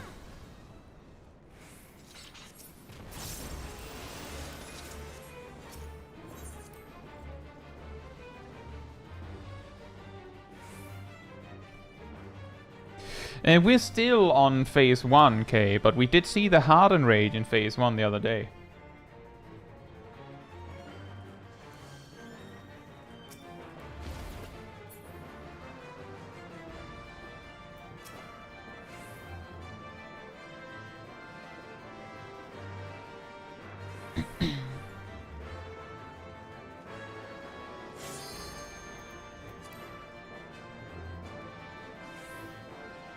You skip the second ancient flare, will you wipe to greed? See, the funny thing there, and I've mentioned this before, is that sometimes you'll be able to skip it with the weirdest group, like where it's like it shouldn't work, but it works somehow, because the specific shape of your raid's damage output just so happens to line it up so that he's in the middle of a giga-long cast right when he's supposed to use it, and then you somehow make it. Other times you have like a big pumper group, and it just so happens to be the case that you perfectly land it so that he starts casting Ancient Flare on the very first possible frame he could start it, and then for some reason you can't make it because the pumper group you have happens to be like, you know, bursty, so it happened to land during your filler.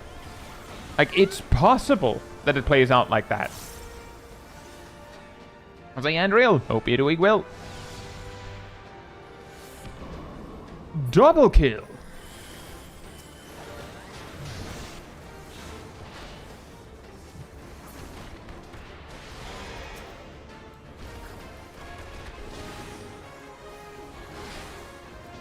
But it would not surprise me if this group wipes.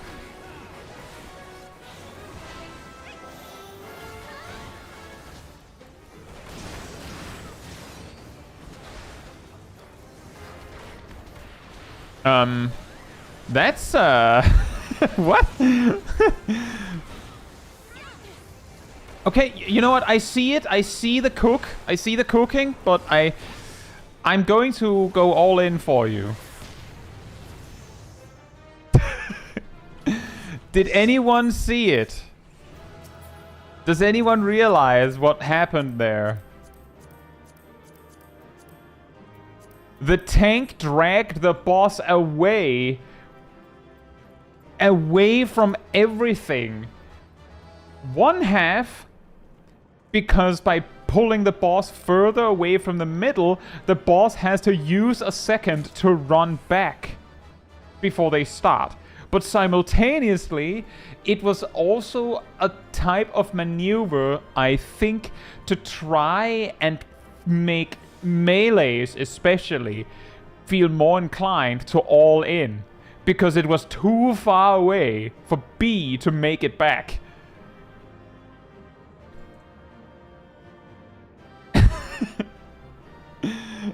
I'm just saying, that was some galaxy brain stuff.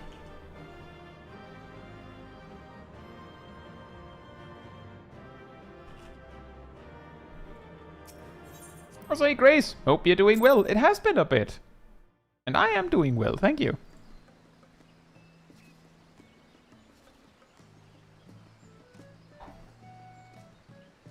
But, like, to be clear, Stingera, the tank could have done that and pulled it further to B. And that would still have done the part where the boss would have had to run further back. But by pulling it away from B, they really tried to incentivize people to greet it extra hard.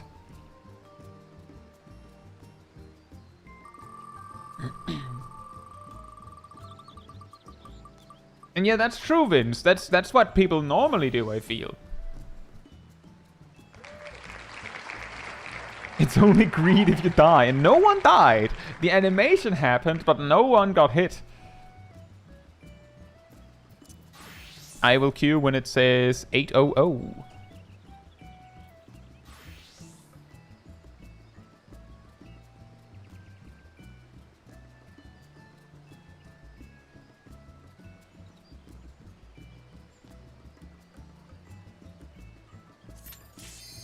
Well, the good news there, Andriel, is that in less than a month, I think, you'll have more Deep Dungeon content to enjoy.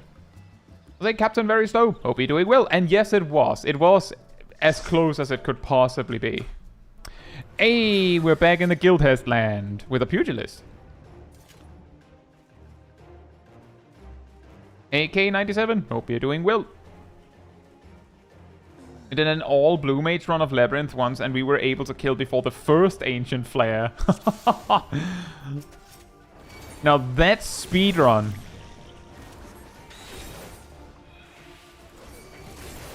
That is what we call a speedrun.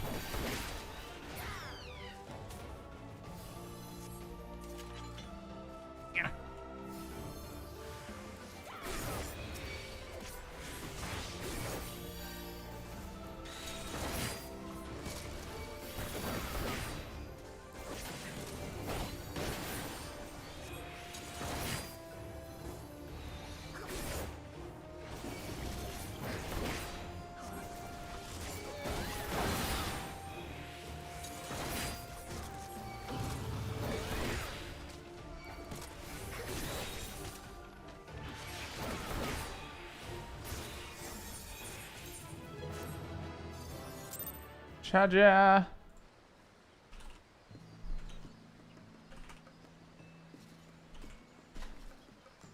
I'll queue when it says 38.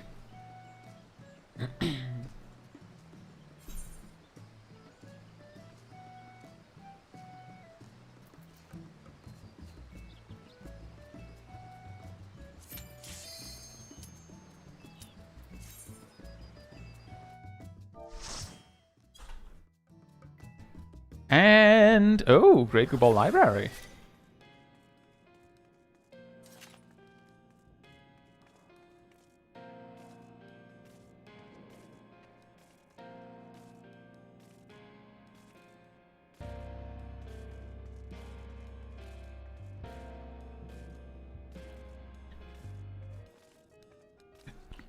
Oh, you don't have to do that, Kay, although it would be pretty funny.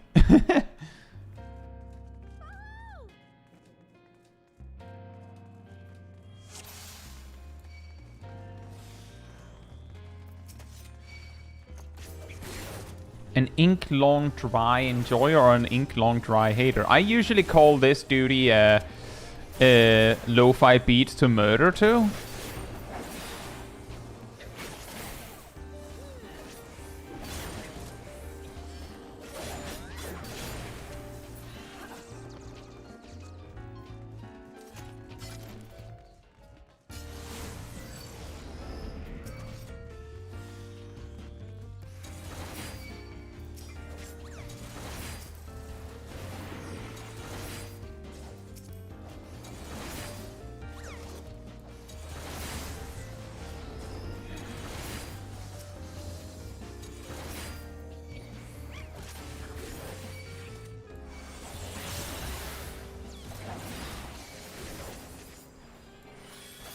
I know, silly, but it's funny.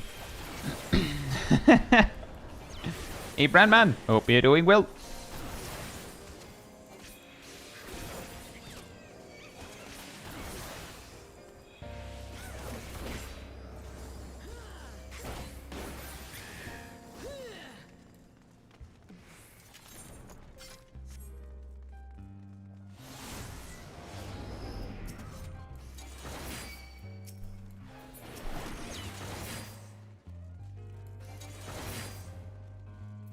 From Canada. Nice.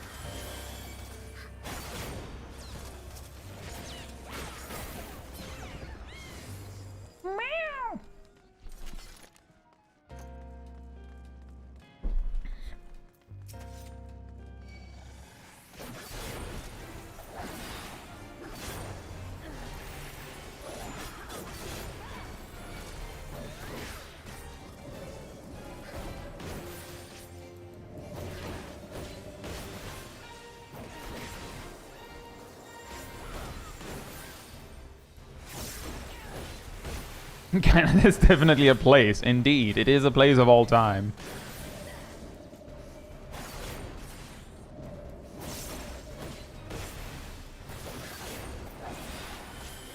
No, don't repel me! No! Right in the middle of my burst? Right on this day of my burst?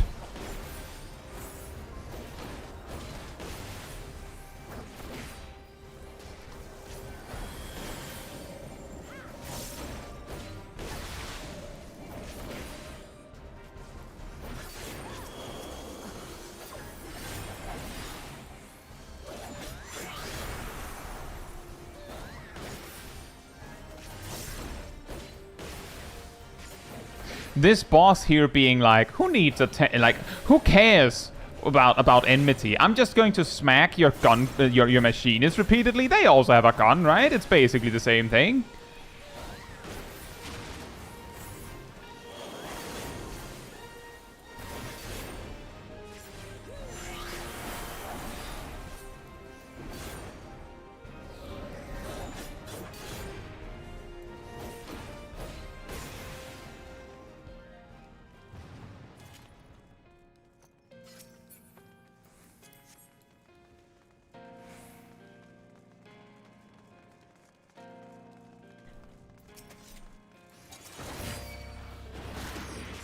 What makes it extra weird, Lucas, is that, at least to me, is that other jobs that have this kind of feature where they have, you know, a follow-up combo like that. They specifically have it so that the animation, like while the animation like flows nicely into the follow-up attack, they specifically like have added an animation long enough that it doesn't like seem like it just ends abruptly on these other jobs. And when I say other jobs, there's not many, because it's like Viper.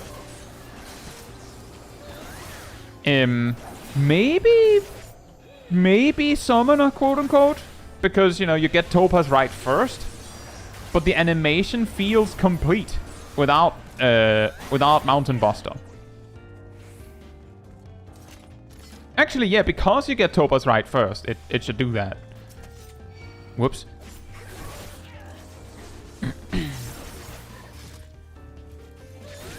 YouTube eating messages again. YouTube! Stop messing with my viewers! What have they done to you? They never hurt you.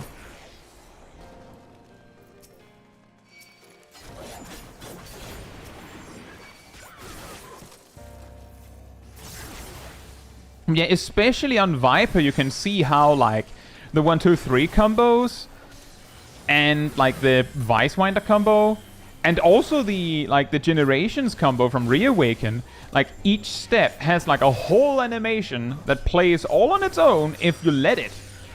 It's pretty funny because it almost feels like the Generations without the Legacy follow-ups feels like each step ends in a way where, like, it might just be me, like, interpreting it a little more than there is to interpret, but it feels a little bit like the character being like surprised or confused that they were allowed to finish that animation. Like, it feels like every step ends in a in a weird stop where, like, it seems natural, but also simultaneously as if the character didn't expect to get this far. I know that's a really weird explanation. Also, hey, Julia, hope you're doing well. Julia!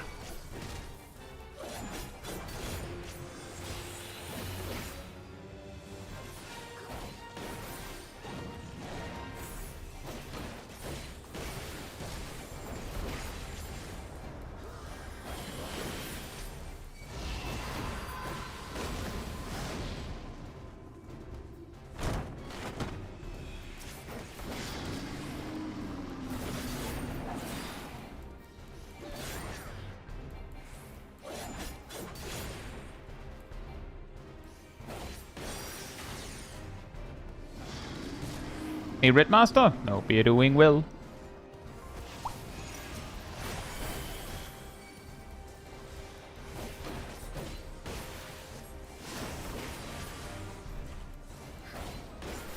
Oh yeah, this book? This is the visual representation of how heavy my calculus book felt.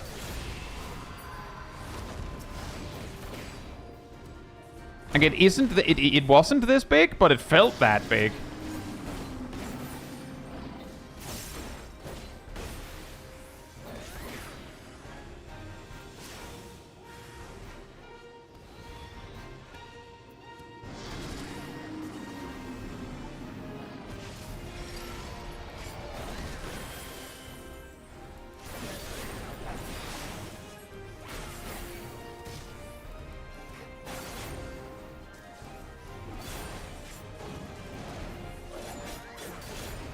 I guess so, Igashi. I imagine that part of it might just be me feeling like it seems weird because it doesn't normally finish like that.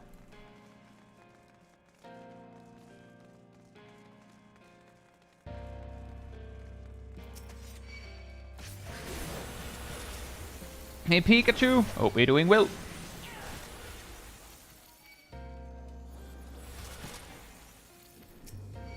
Start with Paladin but want to try DPS. They have so many buttons. Well, I have some bad news for you because you will be surprised how many buttons Paladin ends with. If you want something with a little less buttons, I would say Monk doesn't get as many. I should have kept running, but I stopped because of suddenly getting concerned about my HP here. Summoner also doesn't get that many buttons, but it gets a lot of buttons really fast. I didn't mind Calculus Axis. I was just talking about the book. It's a really big book.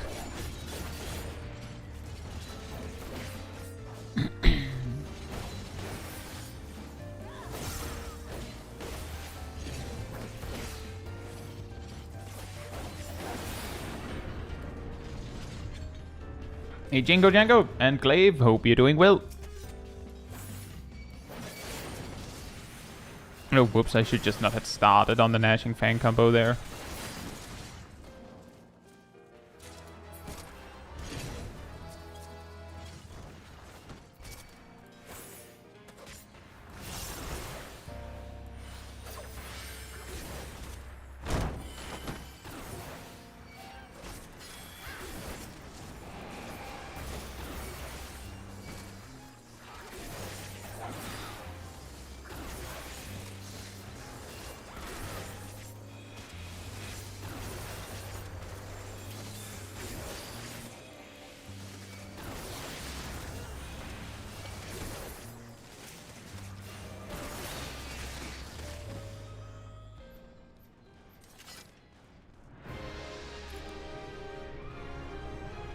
Hey, Loons, what's up? Hope you're doing well.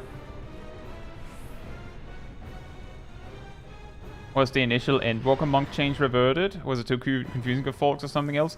Which change? Which change? When you say initial Endwalker change, which one do you mean?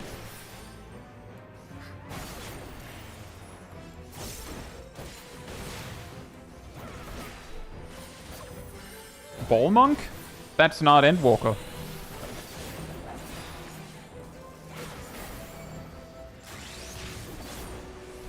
The Orb UI? That's not Endwalker. Dawntrail? I don't know why they made it so that it, like, they so quickly changed it from 123 orbs to 112 orbs. I think they just decided, like, people were not, like, it wasn't super well received. And by changing it from 123 to 112, they basically made it so that your rotation was the exact same as it was before Dawntrail. Just without the buffs and dots to maintain and such. But the thing that really caused problems, quote-unquote, was that they had a teensy tiny small oversight in regards to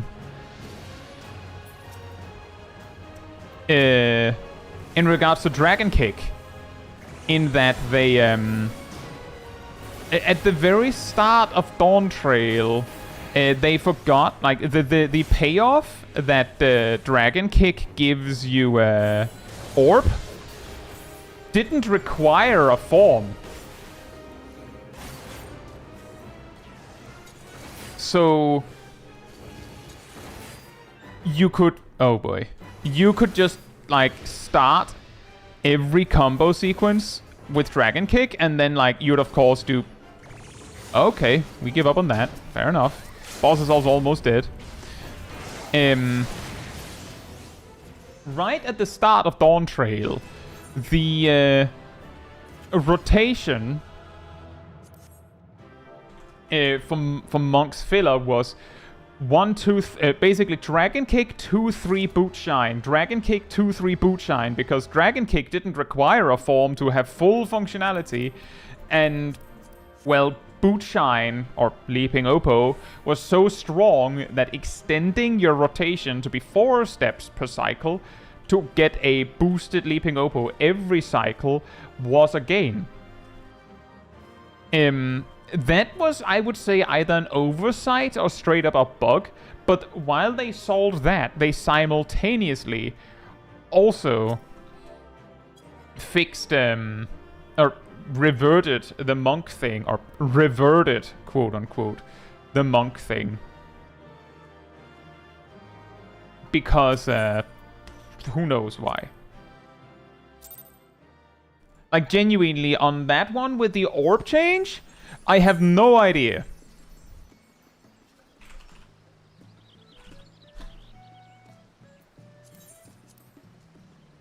Because it felt like there was actually a bunch of changes that they reverted really, really quickly at the start of Dawntrail. Like, at the very start of Dawntrail, Viper had a debuff they maintained called Noxious Gnash. That one was removed in the same fell swoop where they changed the orb thing.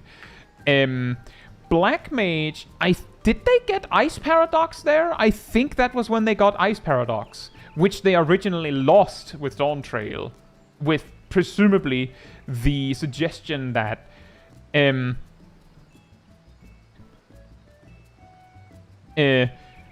didn't need it.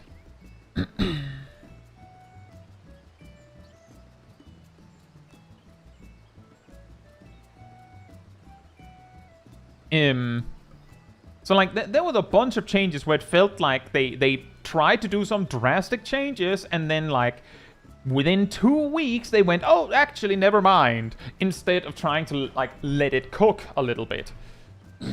And some of them, it could be that they were like, we don't actually know if the players want this or not, let's give it a try. And then when players were like not that receptive to it, they just like flipped it, was like, oh well, we had this other build on hand, like who knows.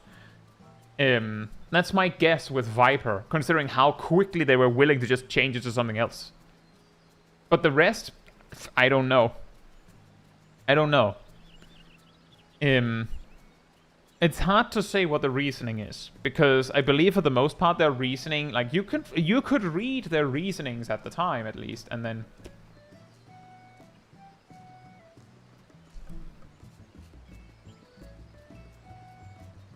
if only we could have specializations. That could be fun. But let's start with making sure that each job is unique enough in its own right.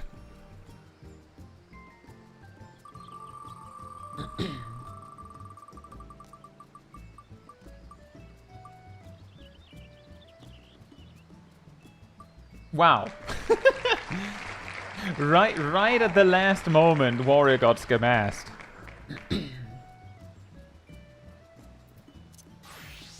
I will queue when it says 50.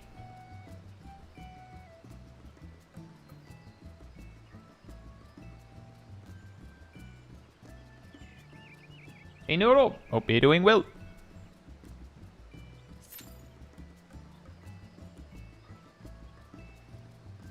Yeah, I will say, the thing is, Noxious Gnash was harder to deal with than what Viper has now, and I also feel like the thing they replaced it with feels a little weird. And it just feels a little weird.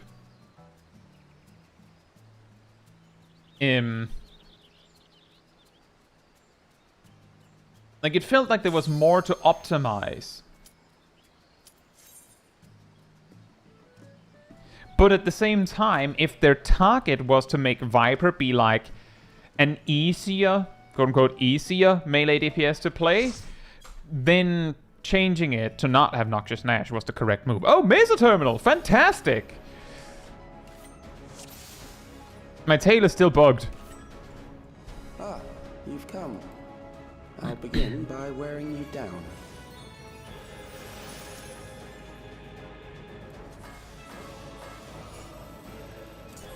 Bruh.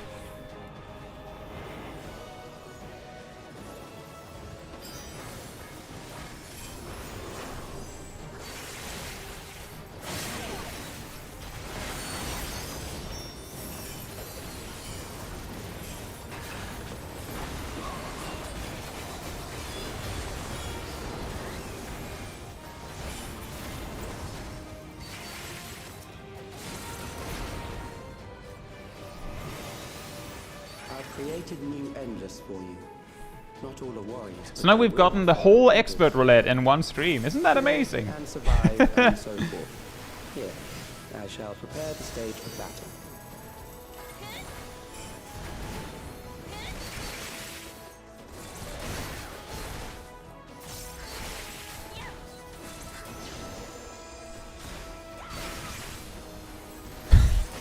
Look at all the medics. A mask? Hope we're doing well. Oh, just to be clear, I'm memeing on Meso Terminal right now because I never get Meso Terminal. It's nothing to do with anything good or bad about the dungeon. Okay, enjoy food.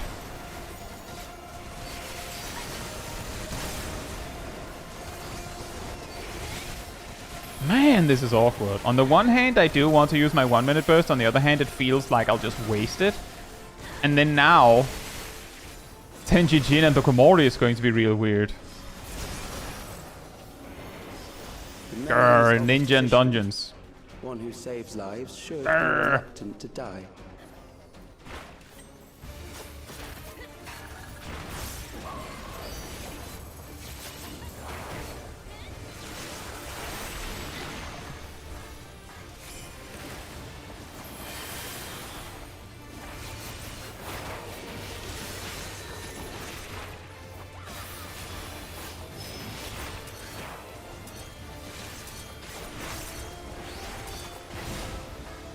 Oh, whoops.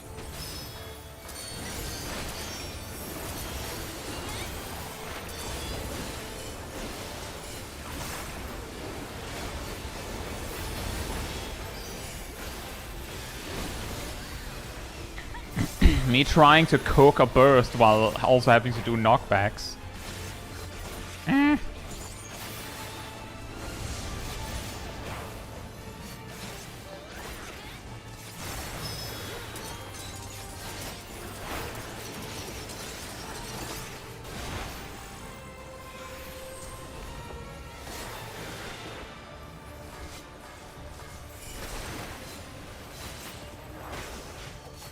That's also true, Gazel, that technically Noxious Nash felt like something we already had. Like, I can see that.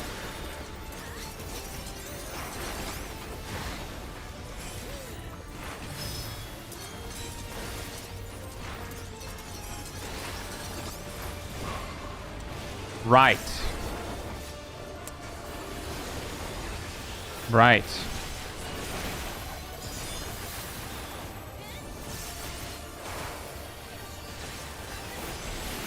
It's very inconvenient that because of my planning, my burst perfectly aligns with whenever he's doing something crazy.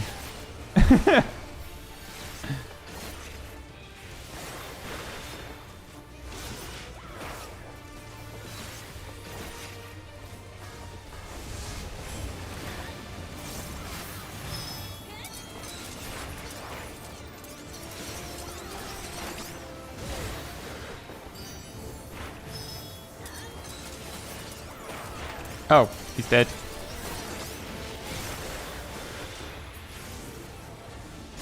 Oh, you've overburdened the system. No matter. I trust me, I've done that fight perfectly fine. The problem is that I'm not good at ninja. Yeah, the reason why I feel like the Noxious Nash design made more sense, quote unquote, as opposed to what we have now, is that now the filler combo feels like, how can I put it?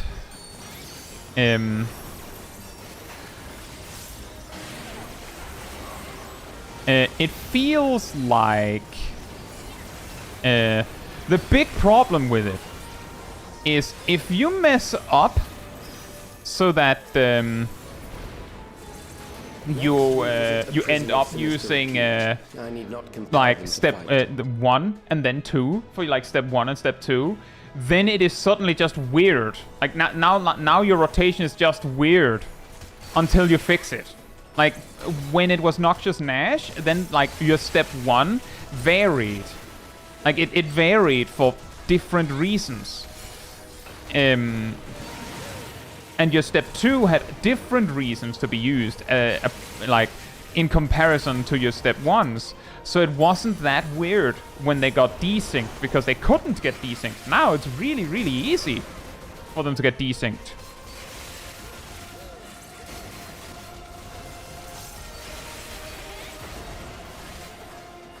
Like that's basically what I'm getting at. Like, if I accidentally, or, like, for any reason, suddenly have my,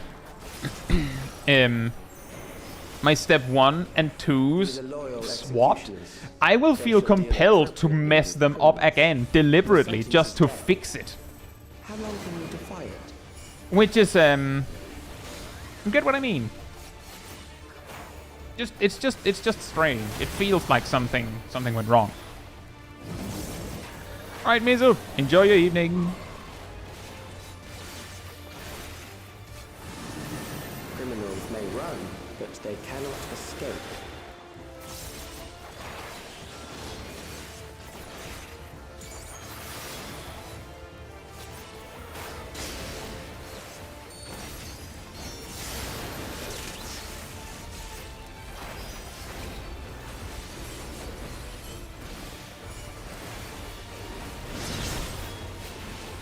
Oh, whoops. Yep, let's do the AoE Caetsu thing on single target. Very smart of me. I know what I'm doing. That's not very cash money.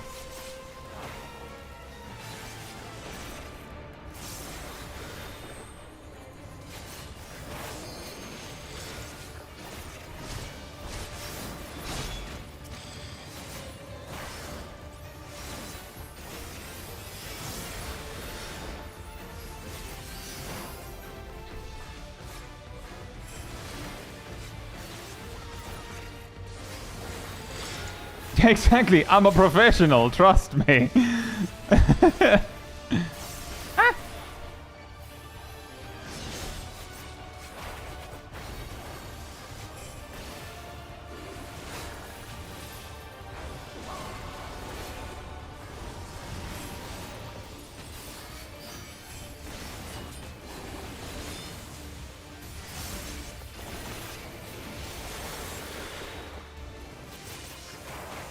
Well, all things considered, it looks like I'm going to finish second.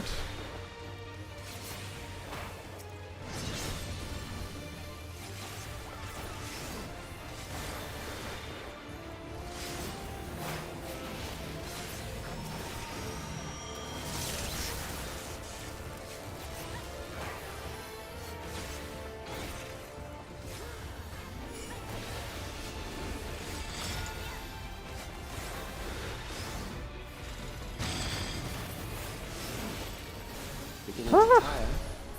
Good. I bid you continue on. But yeah, basically what I'm getting at is that I think it didn't have to be Noxious Nash, but if they'd made it so that the step 1 combo just worked differently than what they do right now, it might have been better for Viper. Because right now, it feels like, as Kat put it, it's just 1-1 or 2-2. Unless something goes wrong.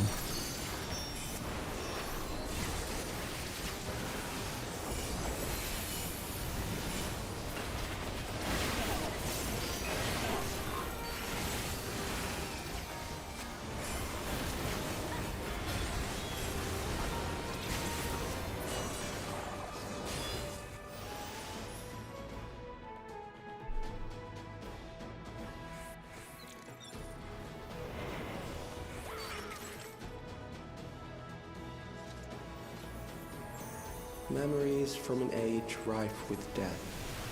The desperation will serve well. The enemy is at the gate. To arms, good soldiers. Protect your kingdom. You know, Calyx, you could have put a little more effort into that. To arms, good soldiers. Protect our kingdom. Where's my acting prize?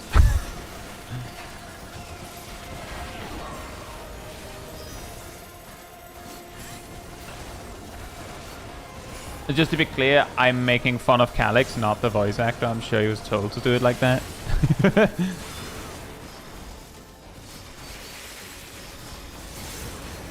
Just in case it wasn't obvious.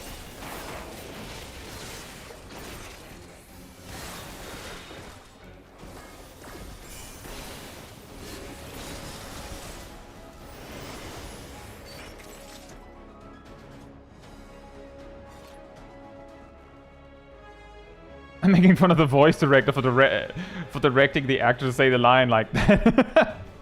Well, I'm just saying the character is supposed to sound like that. An amalgam of memories. Oh wow, okay, we're just straight Let's going see how for it. fares.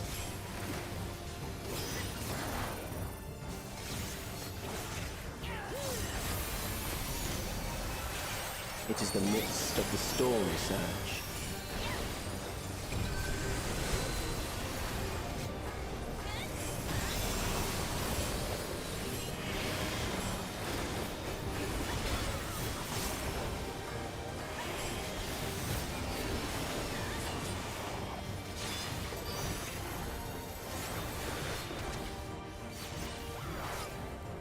Just put the fries in the bag, bro. Countless lives are lost in a senseless conflict. The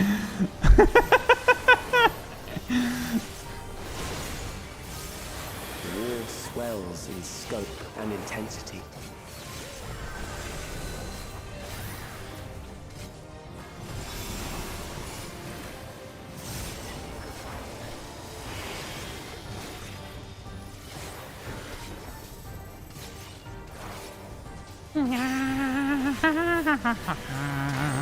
Oh boy.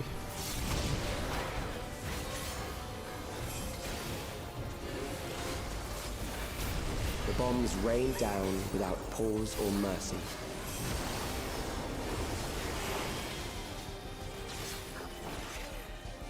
Oh, whoops. So that's what's supposed to be armor crush. The real reason why you overstack your Kazumatoi so that you don't goof it by being an idiot later. The spark of life is dimmed with every blinding flash.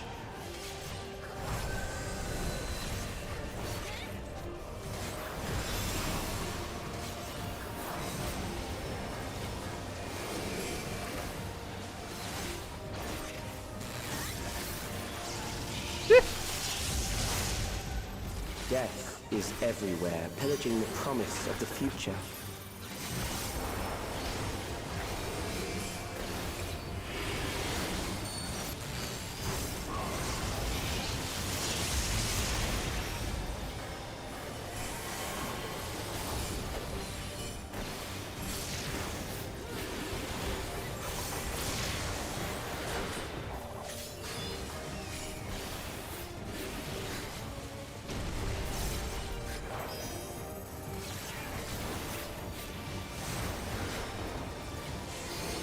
Hey Harry, hope you're doing well. Oh, right, it's over there.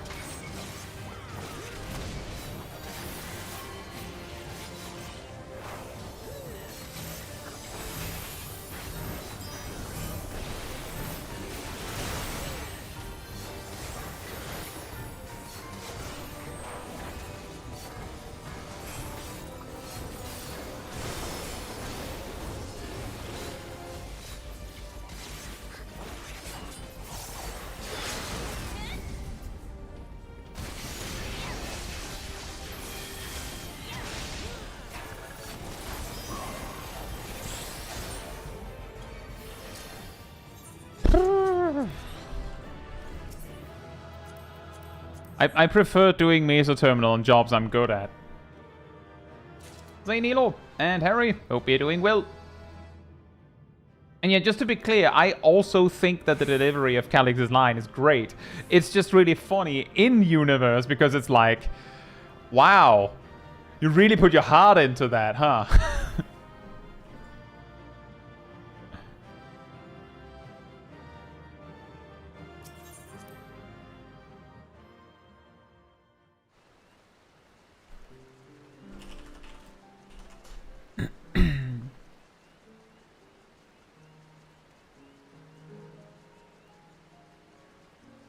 He likely doesn't even need to act. No. Perrin says, I think the problem I have with the delivery is that it doesn't feel like there's any conviction. Man doesn't even believe what he's saying. Yeah, I think the point is a little bit on what Necrophit is saying. In that he didn't actually care whether you'd proceed or not. It would be really convenient if you just died. But it's all the same to him. Doesn't matter. But also, it's like, just to be clear, he talks like that in, like, at all times. Hey, Gil, hope you're doing well. Yeah, we had a very interesting M8N.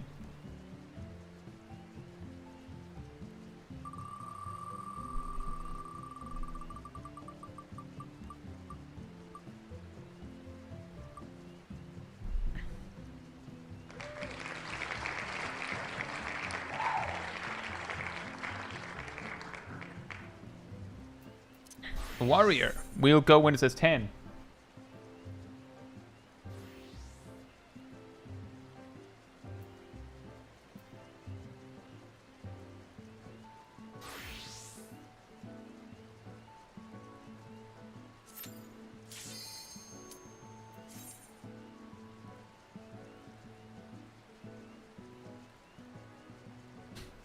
Wow!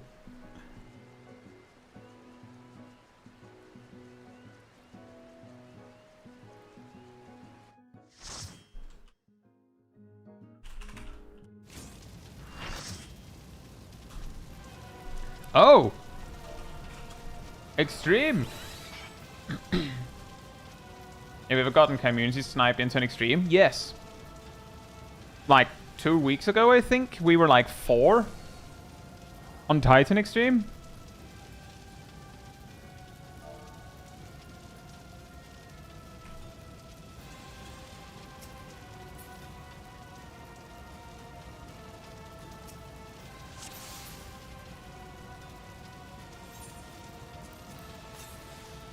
And Ilana's here.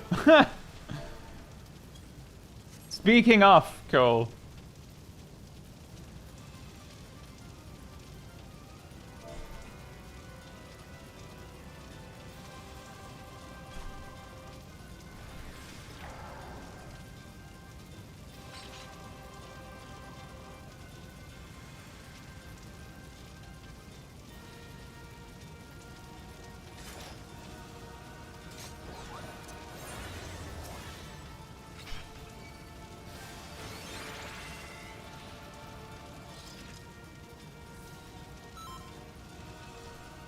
Whoops.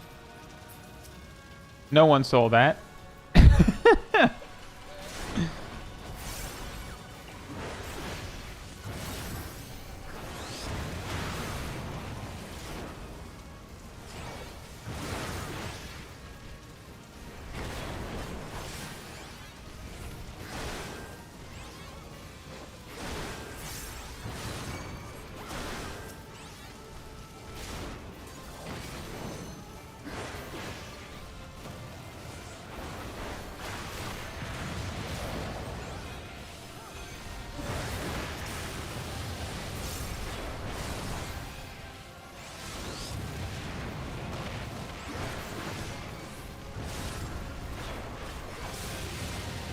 It looks like the Sage at least knows what's up.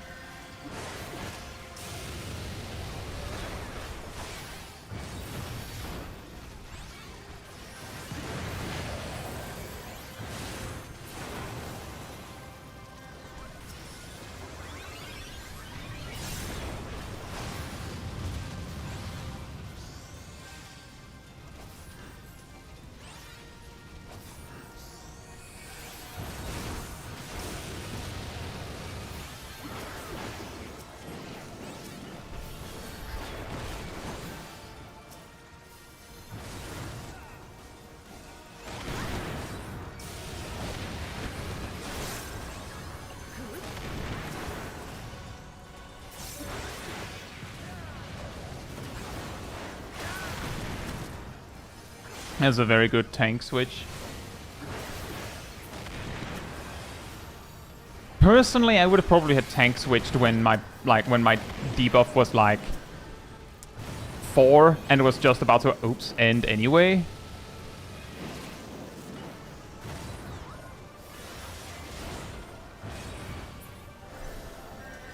I don't think our scholar knows what the problem is.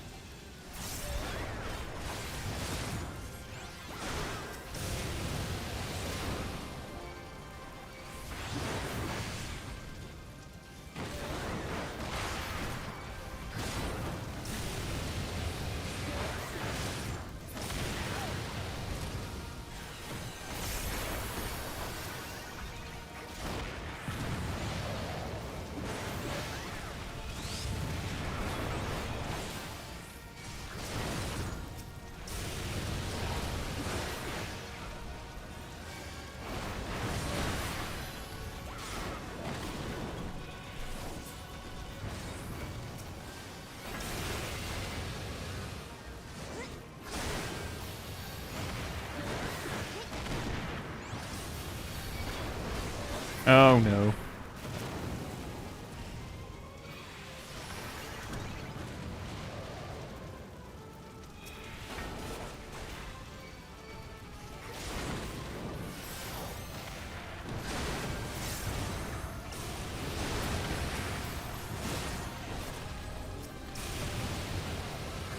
Yeah, we will have to discuss some tactics after this, because I don't think we're living this.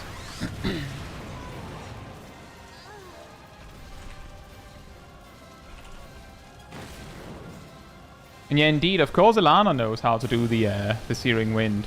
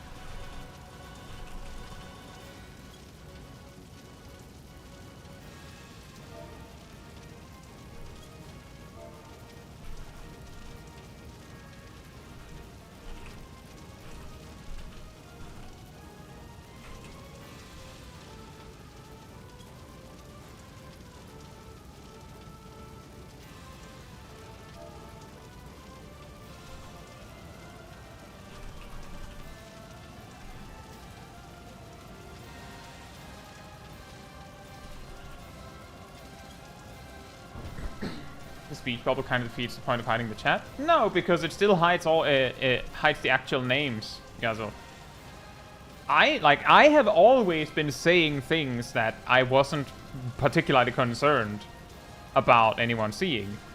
There's also the part that I could call someone by name as long as I don't say their whole name. Then like you have the first name to work with.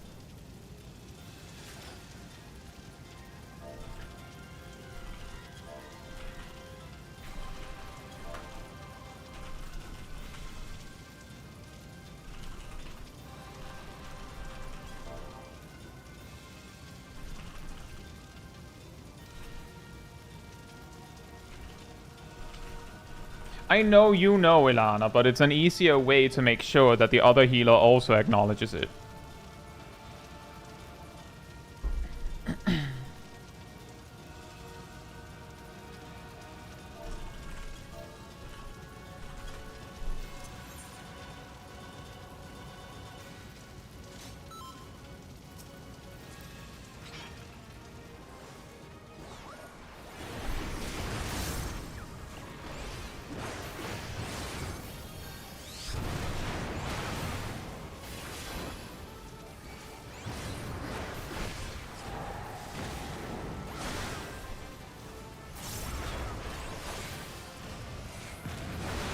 That's a little scary, and I have to run away.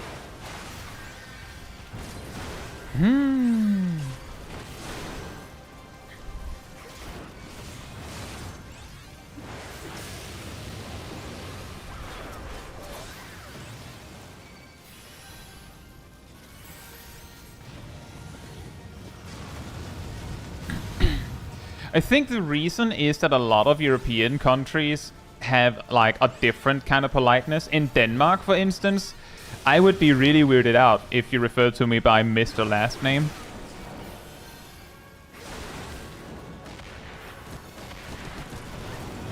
Oops. That was my bad. I shouldn't have gotten that close.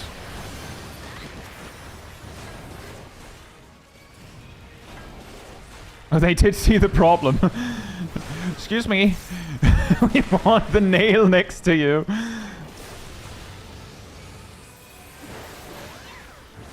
But yeah, because of that, like if I have to, I'll refer to someone by their job in game. Like if that's what we had, if I need to get through to them. Otherwise, I feel like it's strange. Like it just feels wrong to do that. So like I'll either try to not talk to them until like here's the thing.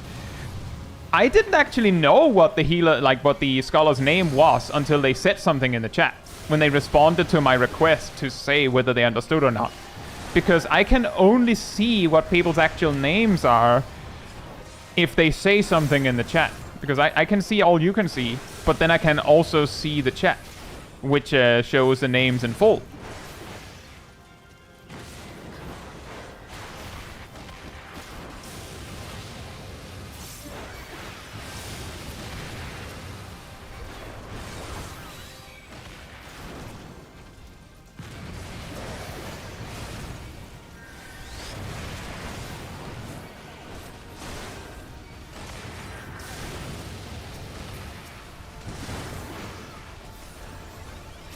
Oh, whoops. Oh, that's really far away.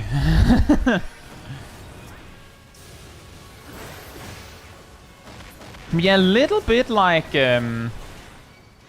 Ramu, I would say. Ifrit is one of those fights where it's like, it's really hard if you don't get it. Because it's like a card tower kind of fight. It doesn't matter that you can get to the third set of nails. That's not good enough. Because the third set of nails is the test. Like, that's when they're like, so did you get it? Or what?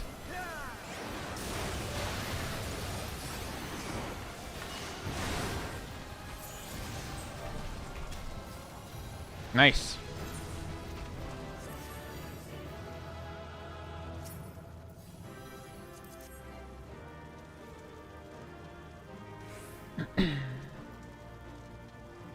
Oh, we the tanks agreed to swap on 4 stacks. It just so happened to naturally align so that it worked with the chains. There's also the possibility, Boobomet, that let's say that the person you're trying to reach has the game in a different language. And yes, that was second poll. Let's say they have the game in a different language. If you say their name, then they might not have... Oh, I actually got the 5 commendations for that. They might not have a clue what you're saying. But they do know that you're talking to them. If you say scholar, but that's not what the job is called in the language they're playing. Like, I don't know, you're trying to address the Dark Knight, but they're playing in German, so they're like, well then, I don't know what a Dark Knight is. I know what a Dunkelritter is, but I don't know who they're talking to. I wonder who this Dark Knight is. They said in English in their mind. So like there's an upside and downside to each, but part of the reason why I don't try to address people by their full name on stream as well is exactly because, as Gazel kind of mentioned, the chat bubbles kind of defeat the purpose of hiding the chat. It would if I started going, hey, full name, blah blah blah blah blah blah. Like at that point, hiding their names is pointless.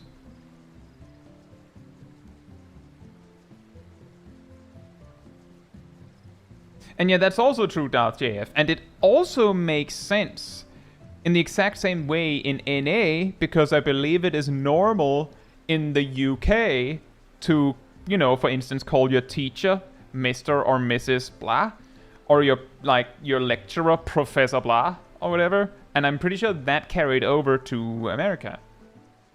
Meanwhile, not the case in Denmark. I'm pretty sure it's not just a thing in Denmark. I'm pretty sure multiple countries are like, no, that's weird.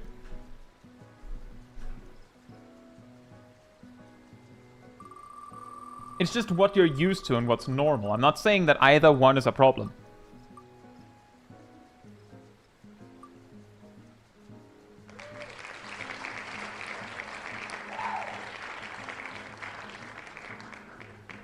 Unless this is like a guild test, this might be the last one. I'll queue when it says 35.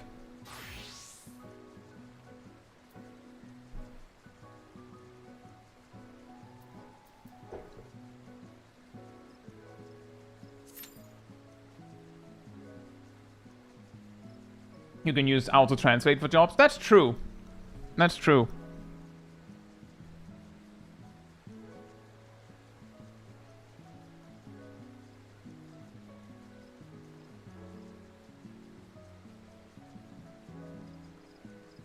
But yeah, it is, I think the reason why I find it a little, quote-unquote, rude to refer to someone by their job is that, you could, like, in a way, in this game, everyone is running around with a name tag, right? Hello, ask me, my name is Caetsu Chaiji. And then I happen to have, like, a Dragoon hat on. So you go, hey, Dragoon! Hey, need to ask you something. Like, I have a name. It's right there. You can read it. And the only reason I would need to refer to someone by their job is because, as I said, my settings made it so that I literally can't see their name. Unless they speak to me. And maybe I could do something like this. So that you can't actually see it, but a better solution, just, you know, don't do that. That's also why I moved the ready check thing down there, so that you can't see it. I've also seen others where they just put like a bar over here, which causes problems with seeing what's happening on the party list, but then they just put the ready check there as well. Like, just over it.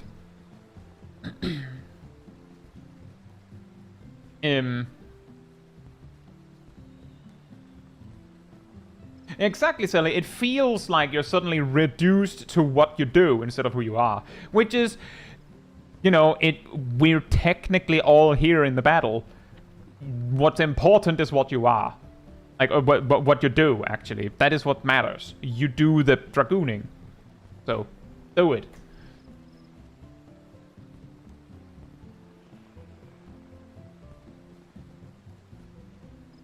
But that is kind of how it feels to me when someone said, like, I don't care. Like, the thing is, I'm large enough to be like, it doesn't matter to me.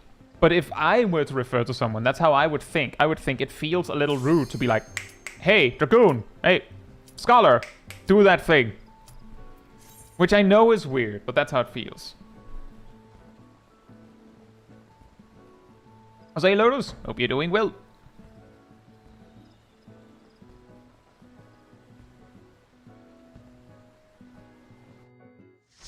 Movement says, isn't there also the culture of referring to students by just their last name? I think that's also UK. Oh, that's not a bad one to end on. Right, Larbord is Larboard what is it? Larboard means his left is safe or dangerous. Also, Ilana's here again.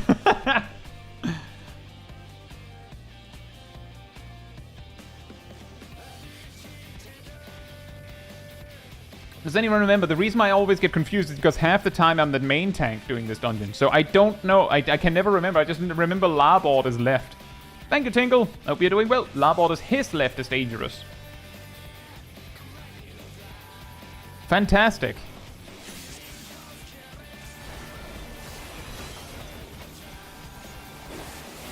I'm an idiot. Let's try that again.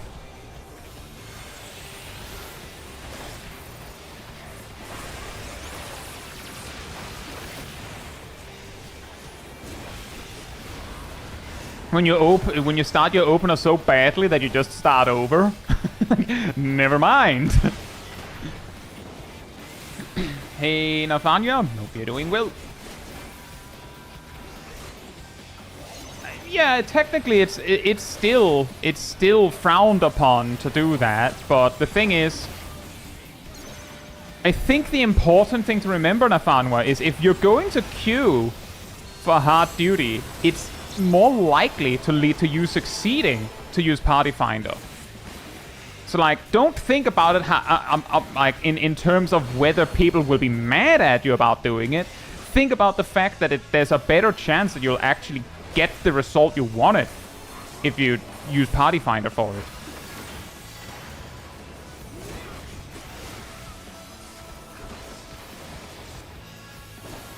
What do you call Arbor and Starboard in Danish? Styrbord or Balbord? I believe Starboard is Styrbord.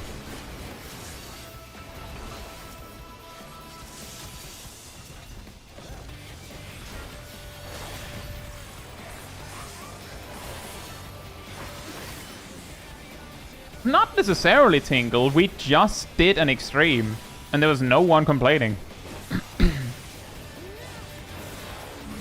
But yeah, you are definitely more likely to get players that are not prepared by queuing. Whether it's sprouts that are also queuing, or mentors that queued Mentor Roulette. Whatever you do, you're probably going to get players that are underprepared by queuing for it instead of using Party Finder. It's like there's just no need to do it.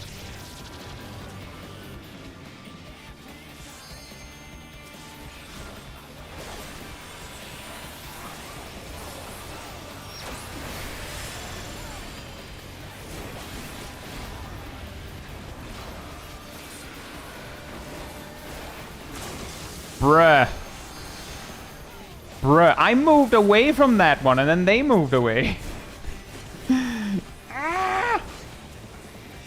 Figured it would be faster to queue. Not necessarily. Who's queuing?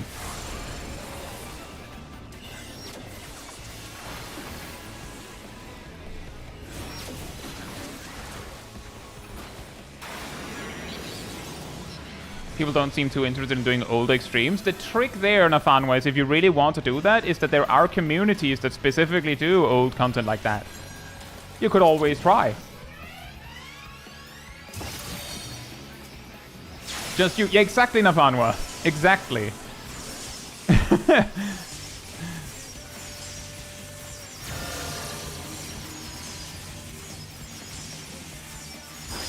But I will say that, as far as I've seen, I don't meet very many mentors that land in an extreme and then actually get mad about it. There was no need to do that.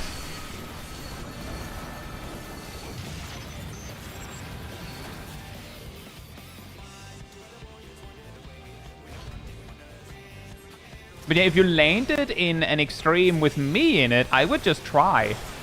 But I will say, if you are going to queue for it, you know, make sure to watch a guide or something. You know, do your homework. That would be my suggestion.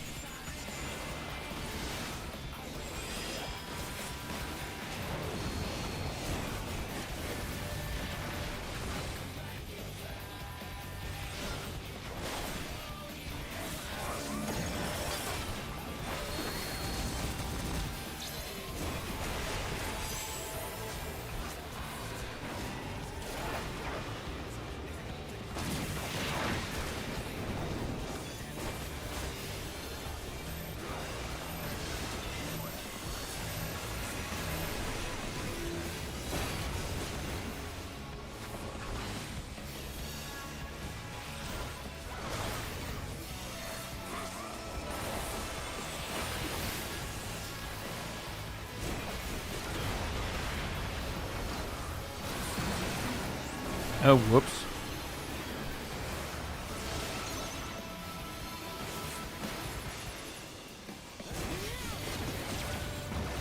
Double kill!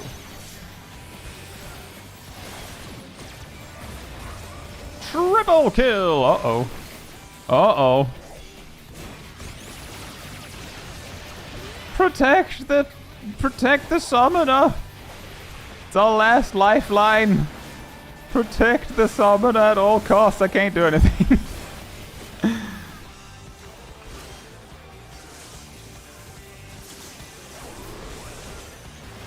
Oh, whoops, there was a hand there.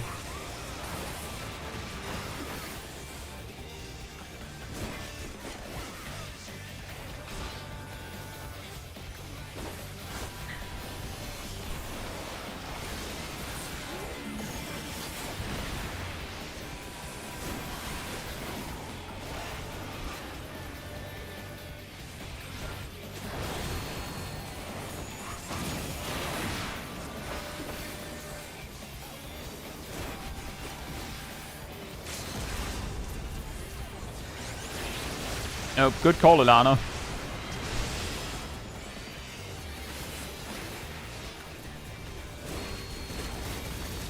Hey, Knighty Valor. Hope we're doing well. We've been having a pretty good time, I'd say.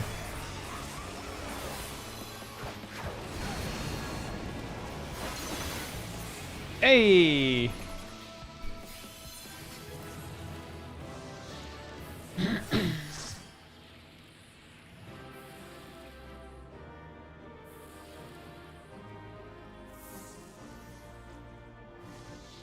And then it's actually... Sorry. And then it's actually a good point that Darth JF just mentioned.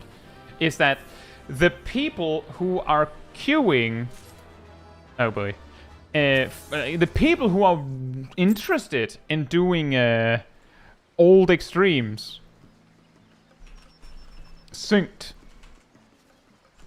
are more likely to not only want to do them synced, but might want to do them at minimum item level and things like that. Like, they're there to get challenged. How do you suggest people unlock the mental roulette? I see a lot of people just desyncing it, but it doesn't seem very helpful. My advice is do it whatever way you want. Here's the thing.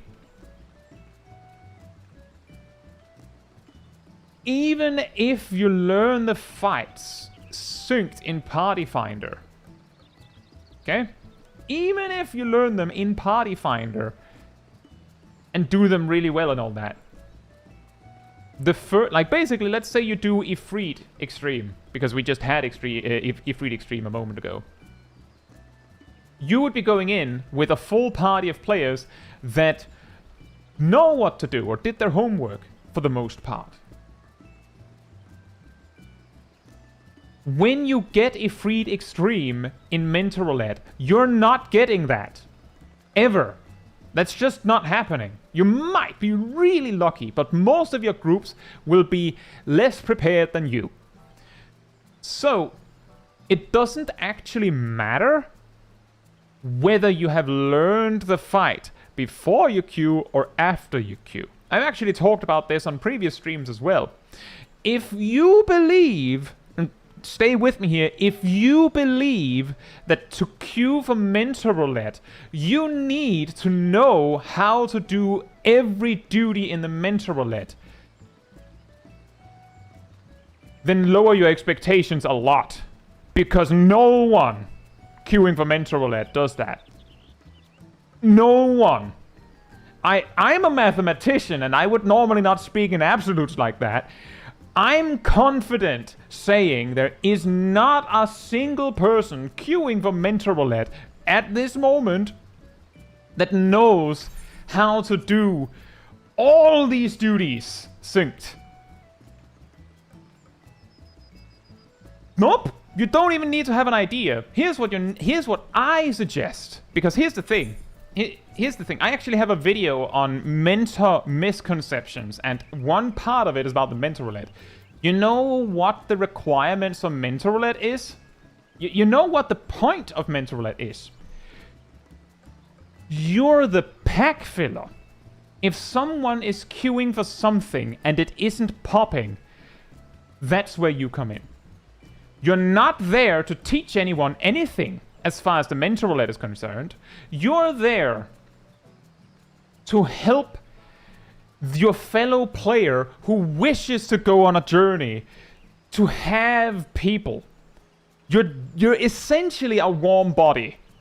Now, it's your choice to be a good warm body, but you are essentially, at the end of the day, just a guy or a girl or anything in between. You're just a person to help with filling the group. And because the achievement for Mentor Roulettes requires you to clear duties, not just participate in them, and the reward for Duty Roulette Mentor is, you know, given when you beat it, could be argued that there's some expectation that you're good and you're helping to try and beat the duty. But ultimately, you're not meant to know everything or to teach anyone anything in Mentor Roulette. Your job as a mentor is, you know, to try and be a good example and try to help people where you can, but ultimately the requirements of being a mentor are so vague and wide that, let me put it like this, there are many different ways to mentor people in life. And some people mentor by demonstrating how it's done, some mentor by basically being a teacher, and some mentor by doing something completely different. And sometimes just being the silent person going, this is how it's done, and you just do it right, can be enough. And if that's how you want to mentor, you do that. If you want to do it differently, you do that. Well, you see, when I land in an extreme, the way I go about it is, like, I say hello, and then I say, should we talk strategy, or should we just give it a go? Most of the time, people will ask for, like, some strategy, but a lot of the time they'll also say, let's just try. Because, you know, a really good way to determine what things need to be talked about is by failing and going, okay, no one understands what to do with the orbs on Ramu Extreme, so let's maybe talk about that. Instead of spending 10 minutes talking about that only to find that everyone knew that. My advice, if you want to be a good mentor, Navanua, because I'm guessing the reason why you're thinking about these things is not because you want to know what you have to do, you want to know what is good to do. Like, how do you become a good mentor? I'm guessing that's what you actually want.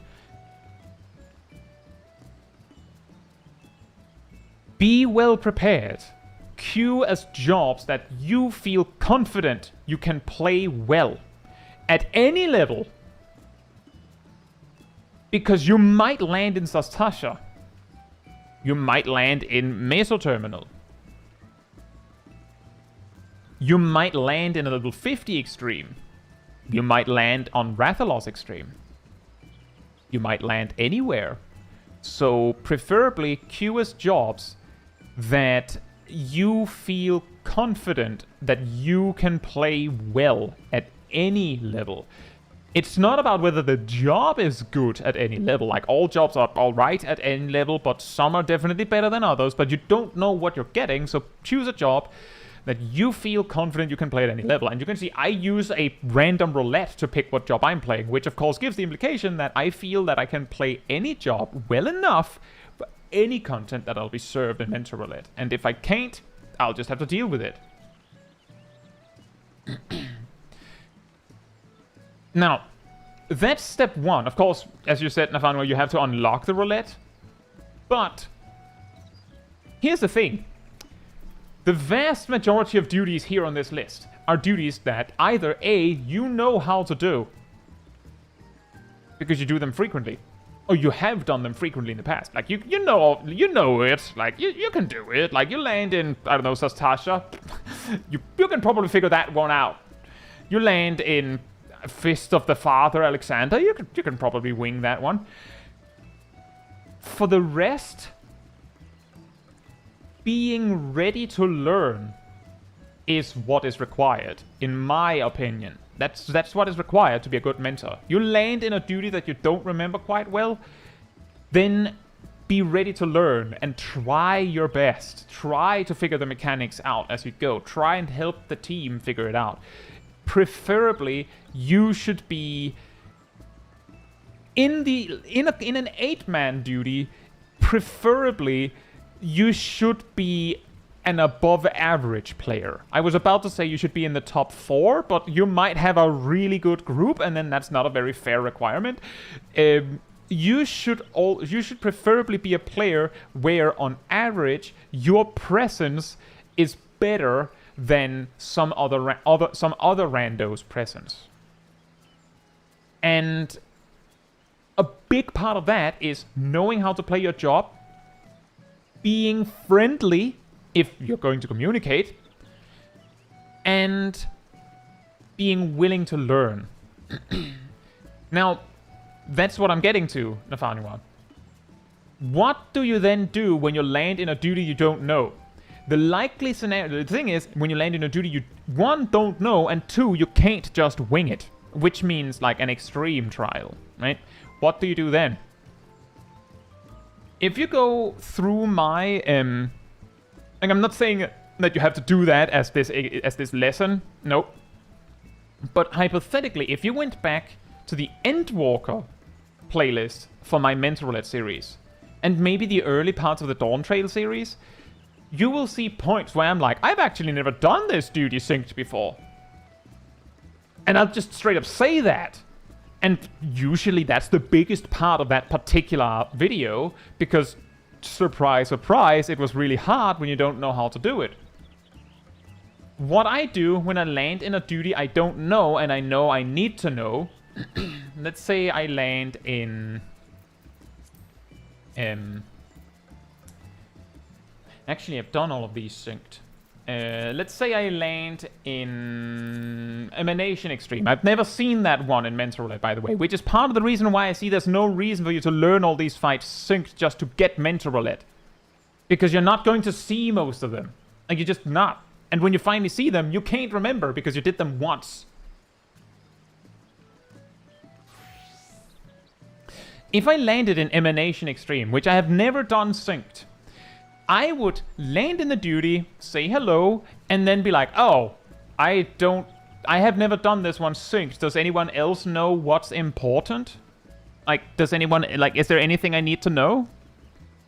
And if someone goes, I know, and then, like, starts explaining, then I'll just listen to them, and you go ahead, I'll do what you say, and then we just go from there. If no one says anything, then what I'll do is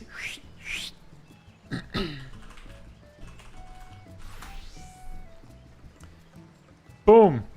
Oh, by the way, this. You asked if it was still frowned upon. This is what people see if they look up a guide. So if you meet anyone who actually knows what to do, then they know this. Probably. And then I'll read this. And then I'll try to figure out what's important to know. And then I'll like, if others are like, I actually don't know either, I'll be like, oh, this guide I found says that this and this and this is important. Let's try and look for that. And then like, then we try, then we pull, and then we wipe, probably. Or we don't, if it turns out it's really easy. And if we beat it, fantastic. Then I know how to do Emanation Extreme, somewhat. If we wipe, back to the drawing board, see if we can figure it out. And then we try again, and again, and again, and again, and again.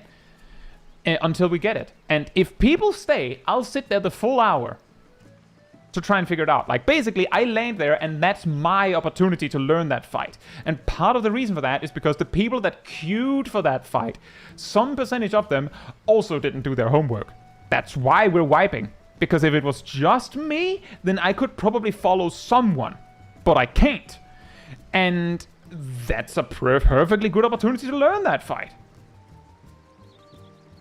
So basically my point is, Nafanwa, you don't have to know how to do all the fights. It would be unreasonable to assume you'd know all of them. And even if you did all of them synced, you would beat them once, and then you would never see them in Mentor Roulette.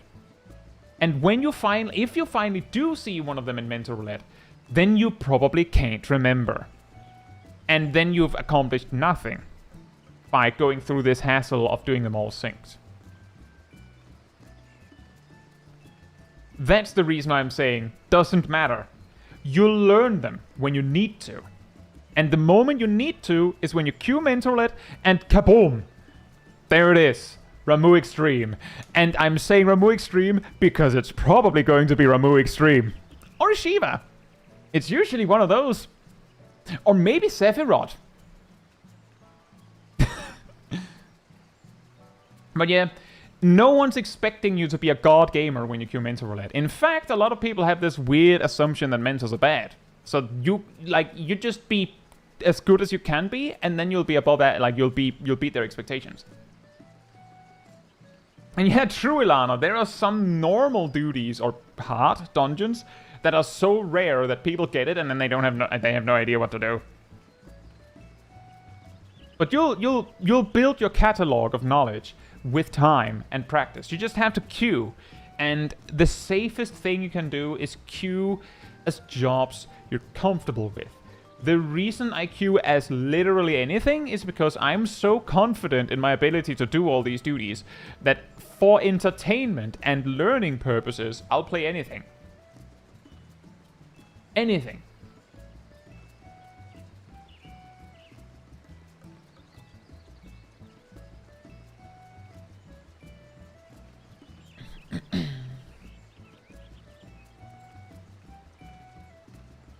Bit says, I find it genuinely saddening that people are so allergic to ever helping anyone that we even need to have the duty find a bad conversation. Yeah. While we're on the topic, the only reason why I say this thing about queuing for these extremes to not fun-wise, not to say you can't. If you queued for them and landed in a group with me, I wouldn't even say a word about it. I would just, as I said, say, hello, do we need to talk about strategy or should we just give it a go? Because the thing is, either these players that queued for the duty will learn that, oh, yikes, this is really hard. I should probably do my homework before queuing for this. Or they'll beat it easily and then they'll be like, easy game, I'll queue for the next one. And at some point they'll figure out that, oh, maybe I should do my homework. Or they won't. Either way, if I get mad at them for queuing for, like, I'm just saying, for me, for me, because I record my mentor roulettes, it's like, that's the entertainment, right? If I get a single extreme in a mentor set, actually preferably not Ramuh. We've gotten Ramuh so often that I have nothing left to say. But if I get an extreme, that's usually like, fantastic. Now I can, like, now it doesn't matter what else I get in this set. I'll have something to talk about. And also, as Perrin says, if you queue Mentor Roulette frequently enough, or just do content frequently enough, you will probably get well acquainted enough with mechanics that you'll figure out how to, like, pick apart the mechanics quickly.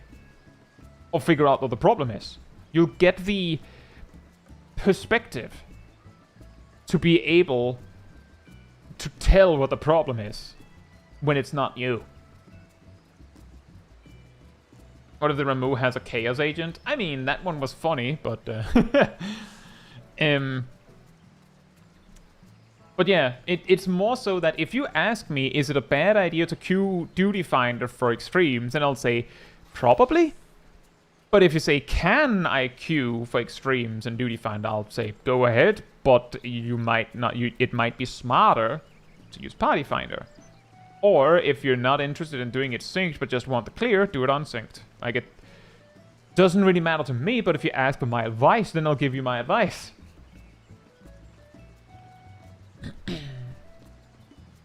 But also, well, I think we've talked about this one before, but how many extremes are there in Mentor Roulette? It's everything except the Dawntrail ones.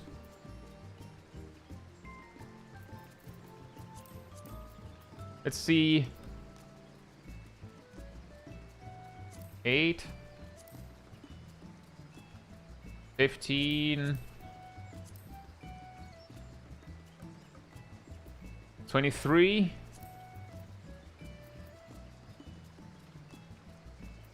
31. 38. You're not going to remember all of those. Yeah, that's true, Necrophits. And then there's also the other caveat that I've mentioned before. Exactly, it's like 7 or 8 per expansion. You're not going to remember all of those unless you, like, do them on the regs.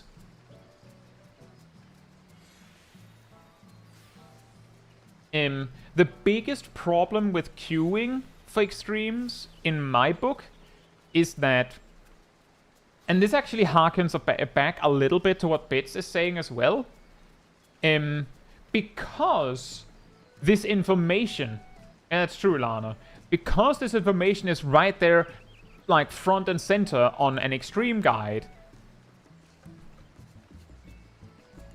Yeah, I think Ilana counted it, Lucas. If someone has looked at an extreme guide, then they would probably know not to queue for it. Or if they are going to queue for it anyway, they either went, that can't stop me because I can't read, or maybe a friend told them to queue anyway. It doesn't matter, just queue. But the likelihood that they looked up that guide but didn't look up a guide for their job before going when realizing this is hard content is small. Which is to say, I've mentioned this before, the most likely place... Is Dawntrail Extremes not in the roulette? Nope. They're not. Only up to Endwalker. And when Dawntrail is no longer the current expansion, then it'll be up to Dawntrail. The likelihood of having an Ice Mage, so a Black Mage only using Ice Magic, in your group, and just to be clear, Ice Mage is basically stand-in for player that is playing their job so badly that they clearly have no idea what they're doing. You can replace Ice Mage with Curebot, or guy that just spams their ranged attack as a melee DPS. You pick. The probability of having an Ice Mage, quote-unquote, in your party is the highest, I would say, in MSQ Roulette, and then in extreme trials that you queued for. And then everything else. I don't know why MSQ Roulette is particularly likely to have it, but I know some people will level a job with MSQ Roulette because the stakes are so incredibly low that no one really cares. But the reason why they're so likely in extreme trials is because the players that queue for extreme trials are not exclusively because, for instance, the Fanwa suggested doing it. We have some community members here that will queue for them just to try and meme on me. There are also people that will queue for them just for fun. But some sprouts that queue for them because they don't know better. And the reason they don't know better, quote-unquote better, is because they don't interact with, like, the Final Fantasy XIV community at large. If they did, they would know that it's probably not a good idea to queue blind for an extreme like that. And that means that they probably also don't know the deeper cut of how their job works. That's basically the reason. And that means that while there is a possibility that you'll get a group quicker by queuing for them, the group you're going to get is going to be low quality, probably.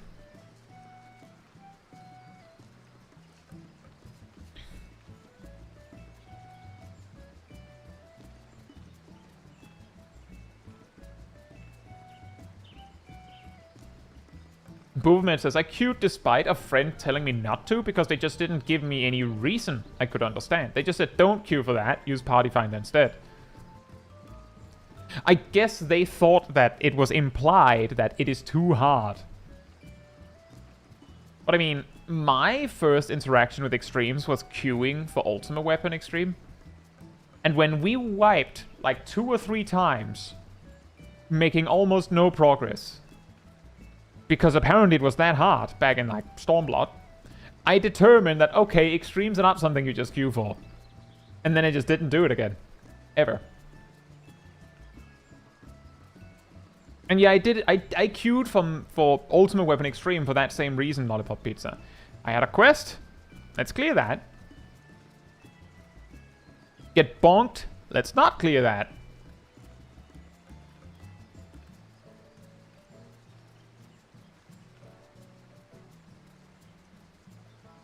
If says, does that mean a lot of extremes in Mentor Roulette is just straight up low quality then? I mean, since Mentor's a fill type thing, or do they normally go okay for you? I have... Let me just find my most recent tally. On my most recent tally, 821 counted Mentor Roulettes in Dawntrail. 821. Of those 821, 8 of them are failed duties. 100% of the failed duties are extreme trials. But among them, like 2 or 3 of those 8 were actually cases where players tried. Like, we actually tried to beat it. And then, like, timed out because it was too hard. Or people, like, went, okay, I can't, I give up, when we had tried for, like, 45 minutes or something. Like, we either clocked out or mentally clocked out and then gave up. And, like, the other 5 were zone in, half the raid leaves. And then, like, an extreme trial group just doesn't recover from that. Like, someone will pop in, and then they'll just use the fact that it is safe to leave when someone has already left. I have a whole video on that. To just scoot. Just immediately, just, nope, I'm not doing that. So if it drops to that low player count, it's just not going to recover. But the vast majority of my runs, because just remember that, 821 duties, and 8 of them failed. 96 of my successful duties were extreme trials. So over 10% of my Mentor Roulettes are extreme trials. And over 90% of those succeed. However, a lot of the time, they succeed despite the bad players. I have a video, like one of the Mentor Roulette videos. It says something about a Chaos Agent in the title and the thumbnail. One of the tanks in a Ramu Extreme run was so bad. Thank you, Erdl. One of the tanks was so bad that in retrospect, we would have cleared sooner if we had just kicked the person. Just kicked them. And just not had a second tank. And you might think, wait, but doesn't Ramu have a mandatory tank switch? We had 2 barrier healers. And the debuff you get for over-orbing on Ramu Extreme when you morph reduces magic healing, which is spells. So not Lustrate or Driocoli. So 2 barrier healers can just heal the tank anyways. So we could have just solo tanked it.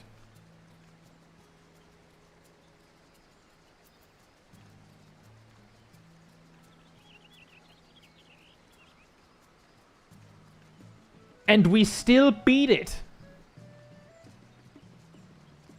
So basically, what I'm saying, Nafanwa, is that your average extreme trial will probably have somewhere around half of your raid team not knowing what to do.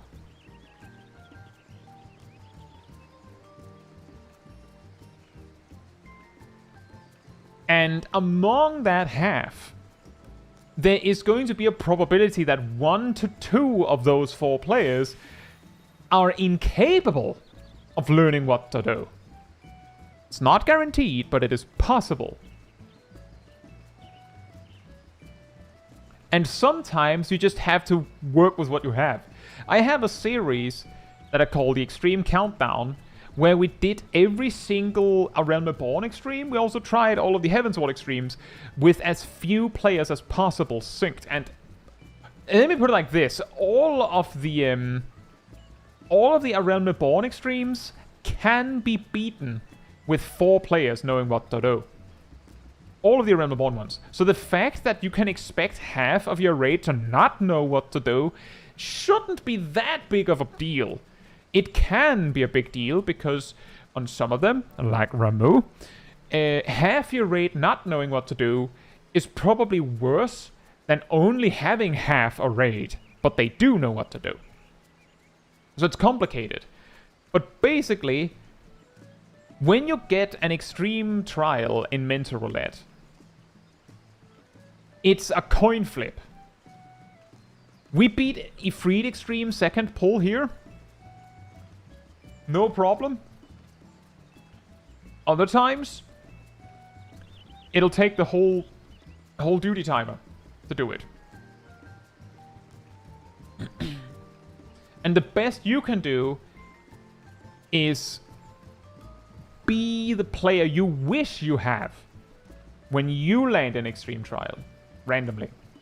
Like, try and imagine what player you'd want. If you say, I want one that can just carry everyone or that knows everything, you become that player by trying your best each time. And just knowing how to beat each fight is not going to be enough, because sometimes you'll have to learn how to play around the fact that half your raid might not know what to do. And you learn that by playing around half your raid not knowing what to do.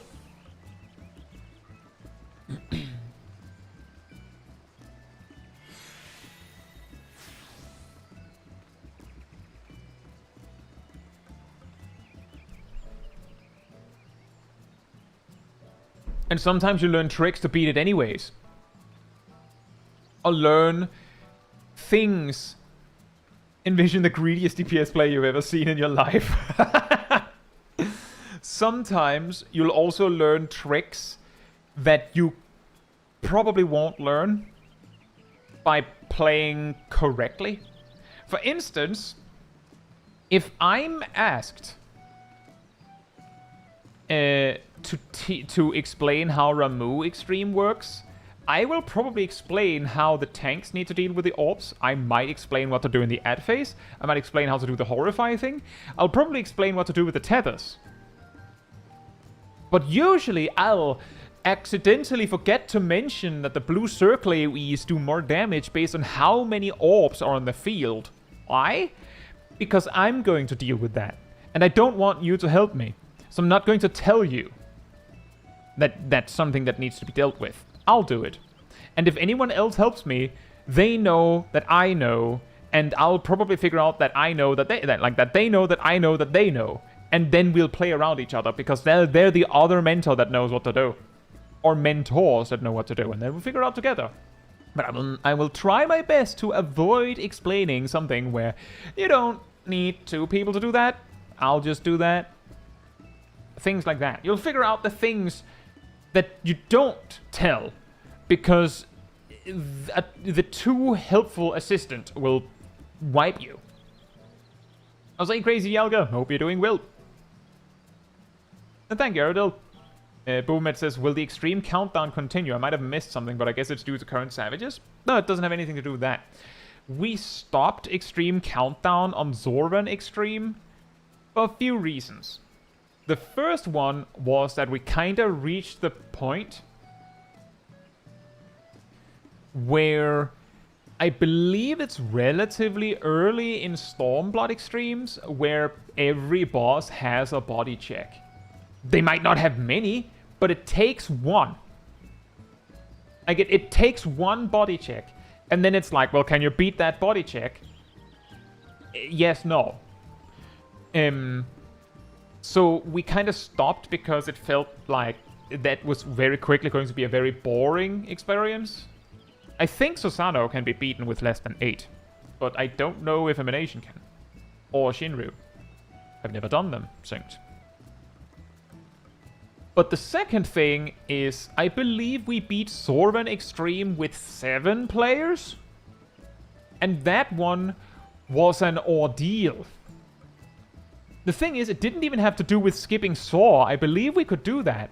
The problem was that a little bit into the second phase, so after Saw, he gives everyone a debuff, and chain people together pairwise.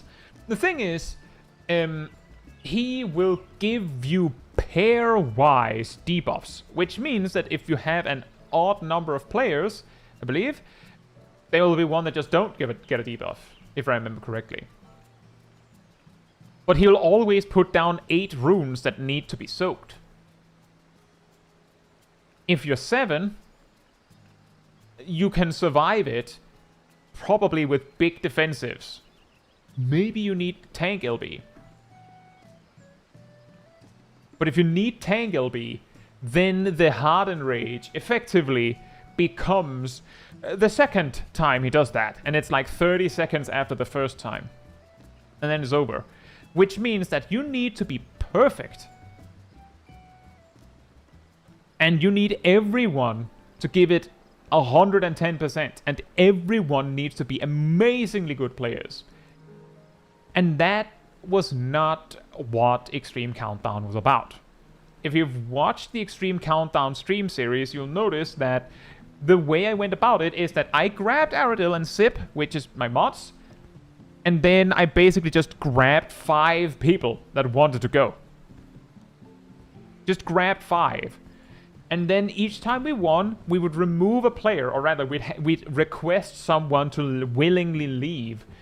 And I think the only requirement we really had was if you're the main tank, or any other role that... It was usually the main tank, or any other role, hypothetically, that needs to stay down to the last few. Then you can't play it if you have to leave early. So you can't be the tank if you can't stay for the whole stream. Which was why Sip often tanked and I often healed, because, you know, the main thing that gets harder by having less people is healing. Like the DP, the heal checks become harder.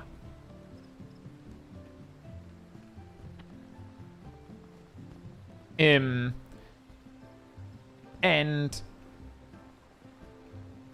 because we just brought like 8 people. Basically, we took 8 randos when it really comes to it. It just so happens that I was among them, and then my mods were among them. Like, there are a few people, and a lot of people that would come would be, like, regulars that are good, but, like, not necessarily, you know, like, god-tier players. And doing Extreme Countdown on something like Zorvan requires god-tier players, essentially. To actually present it in a... Like, to actually reach the break point where we're like, okay, well, now there isn't any possible way to go any lower.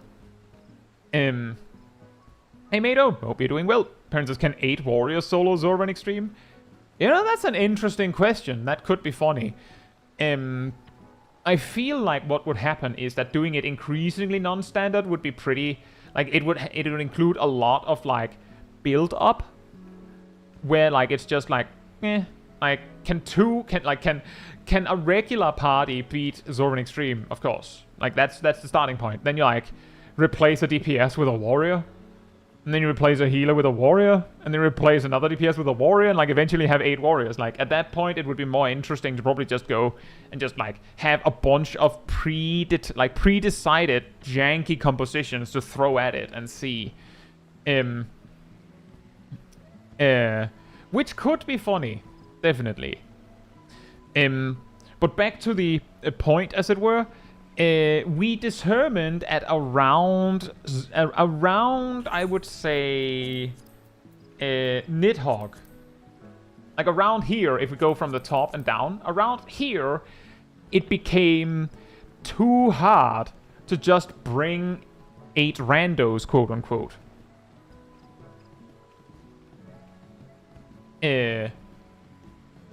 Like, it became difficult enough that I couldn't just bring whoever wanted to come. It had to be like, you, and you. Which, as some of you may probably recall, we also ran into with the mount farming streams that around here, considering we had gone like from like Shadowbringers mount farms and such, we finished with P8S and then P12S. On P8S, it specifically reached the difficulty level where I couldn't just bring anyone. It had to be like actually solid players. It felt like the extreme countdown had reached that wall here.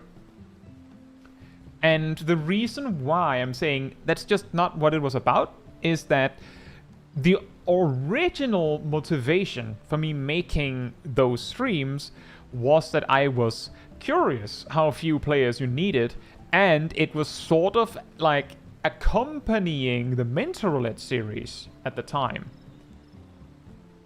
Because I thought it would be very motivating or reassuring to like land in Ultima Weapon Extreme and then be like, well, technically 2 Gunbreakers, you know, with full echo granted, but 2 Gunbreakers can beat this fight, synced.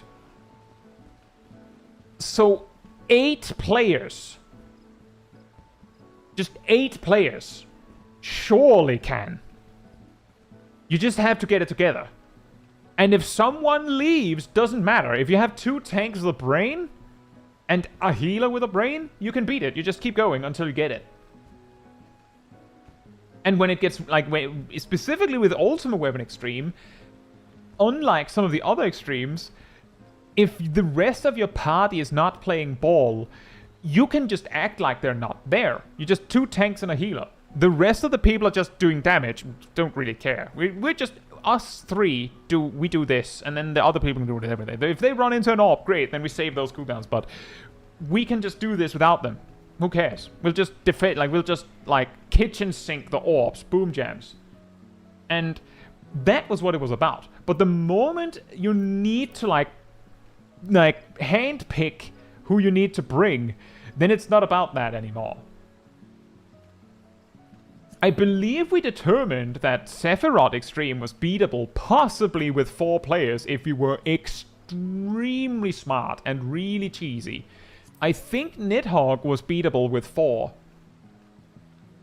But we couldn't do it with less than 5, if I remember correctly. I think. It might have been that we beat it with 4 and thought it might be beatable with 3.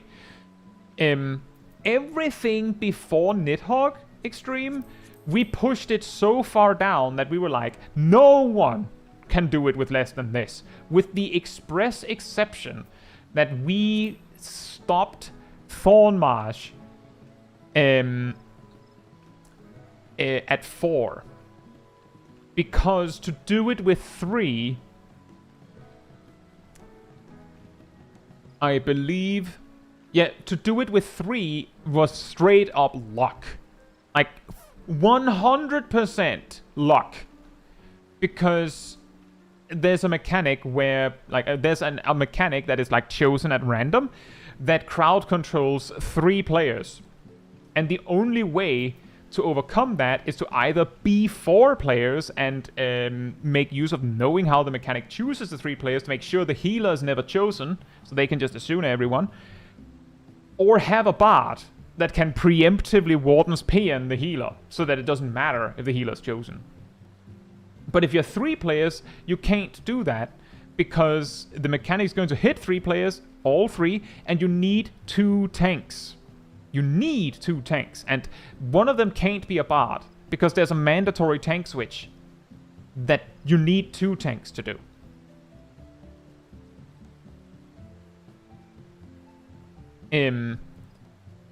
So it was all luck, and we did. And I was not going to subject everyone to try that with me, like set up Echo for 15 minutes and then try to make the magic happen for 45 minutes. We might revisit it to see if we can do it better, or just do it again because it's fun. But I don't think we'll push further because it just reached the point where it was a little too hard for what it was meant to be. It stopped being fun, I think, is the way I would put it.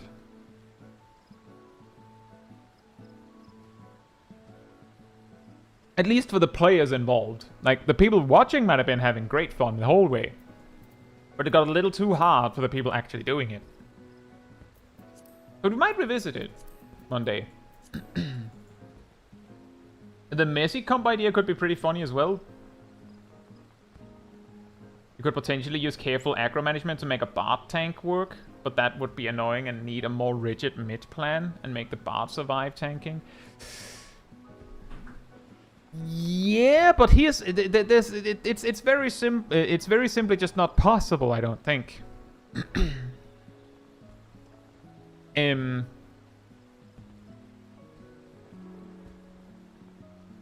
Let's see.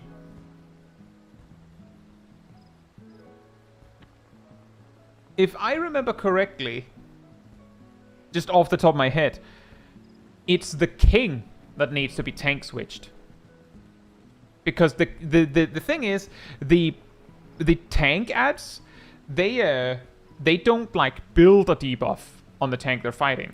It's because the king regularly radiates a buff, making Moogles near him stronger, and the tanking the one that is next to the king will of course take more and more damage as a result. So you need to pass the king around to like make him buff the other ad instead, so that it can reset on the first one.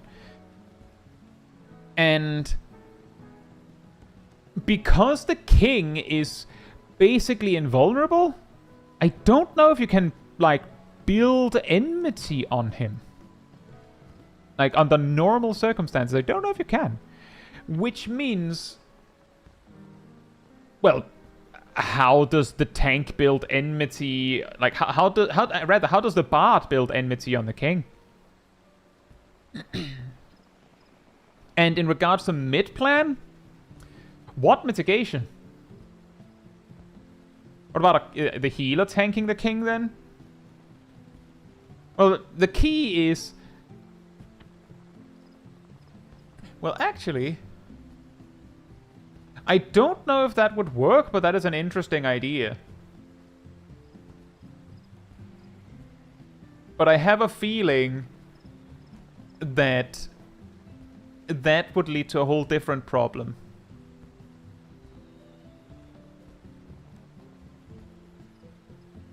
So, it's a combination, just to give the whole scenario, it's a combination of luck and a speed test. Or speed check. Talon says provoke and shirk healer. Okay, so you provoke, now you've generated X amount of enmity.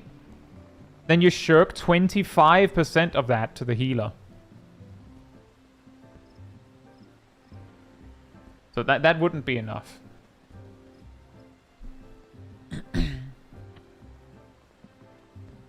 It would require the healer to do a lot.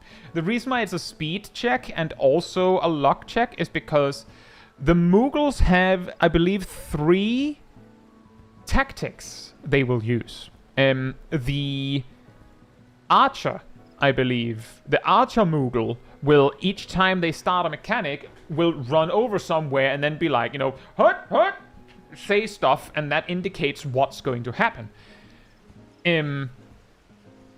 And it will choose one of 3 things. It will not repeat the same mechanic twice in a given phase. We know that for certain. We don't know, at least as far as I know, whether whether it resets when the king reses everyone.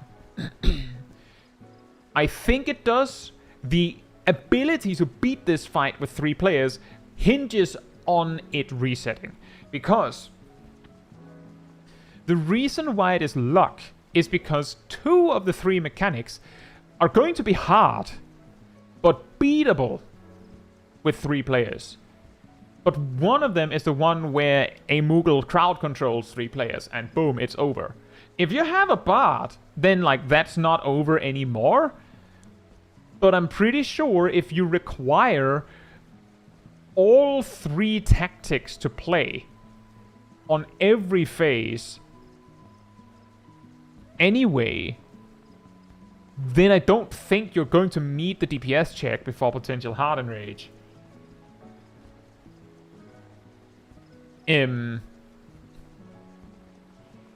And if you have a bard tanking a mob that a tank is supposed to be tanking, then the bard will need constant attention.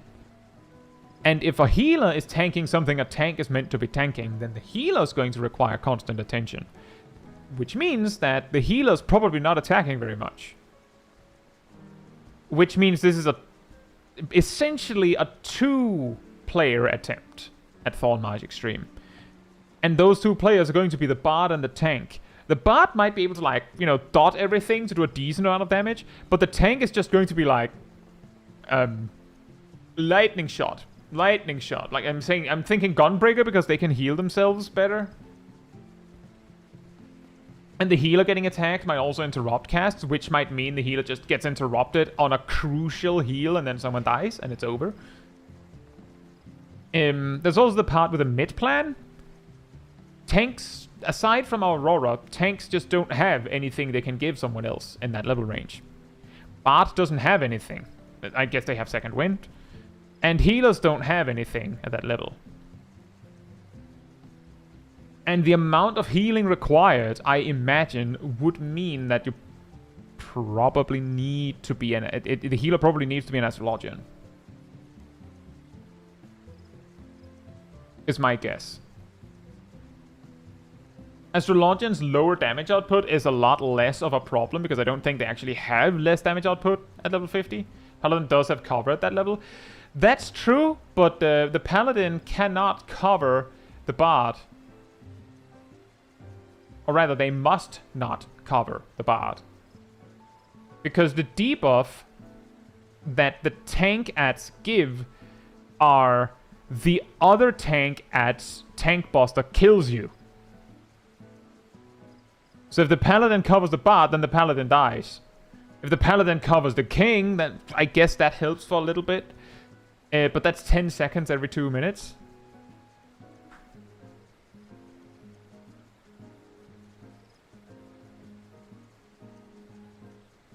That's also the reason why you're passing the King around and not the tank adds, because if you do that, then you die.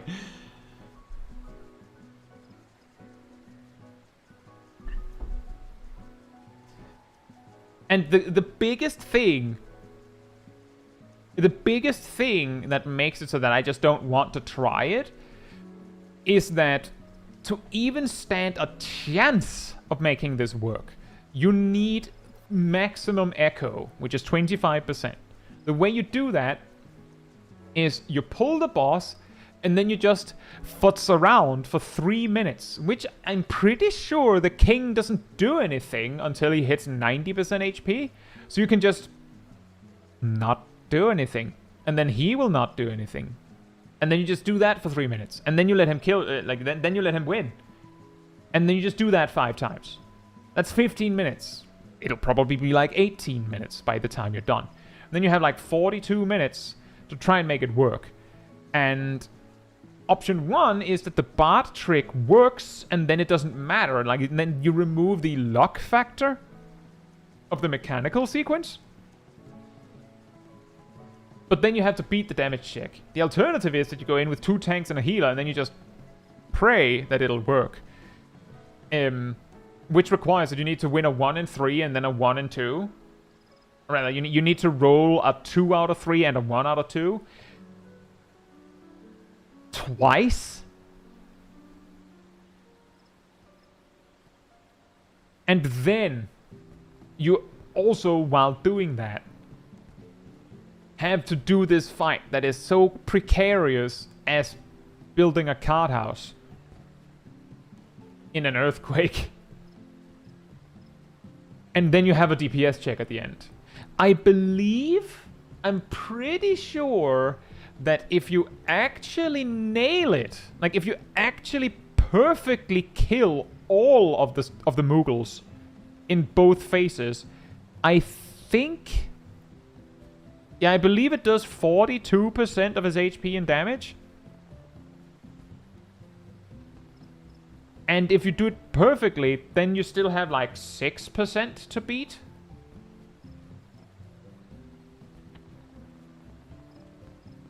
But yeah, like basically this is the reason why we did it with 4, and then we're like, it can probably be done with 3, and then we didn't even try. Because we looked at it and was like, nope, I'm not trying that. Like it was too much. It's too much. Kind of like we also did with Zolran. I think we did the same with Sephiroth, where we're like, I believe we discovered that he gives out an even amount, or rather an equal amount of green and orange buffs. So whether you can beat it with 4 players or 5 players is like kinda same seas, because the 5th player will just not have a buff at all. But he will shoot 4 times just the same. So if the players that get the orange buff are both of your healers, hypothetically, or both of your resers, then you lose. And you basically just have to win that random chance over and over and over again while doing the fight perfectly. Like, it's too much. But I do think there could be something funny in revisiting these extremes. Maybe just jump straight to the point and be like, well, we beat it with this amount of players, so let's just try that and then like make like a mega mix of like a Realm Reborn extreme countdown, where we just start with the lowest player count we've successfully done it with, and then just see if we can do every single one of them, just bam, bam, bam, bam, bam. I can also say, just as a final little bit on this, that we actually, the one time where we actually went through the echo farming without being sure if it could be done was on the first extreme countdown, which was Shiva extreme. We did them in reverse order because it was funny, because counting down. And Sib and I managed to see the Harden Rage of Shiva in phase 2 while she had like 25% HP remaining, while we had full echo. There was just no way.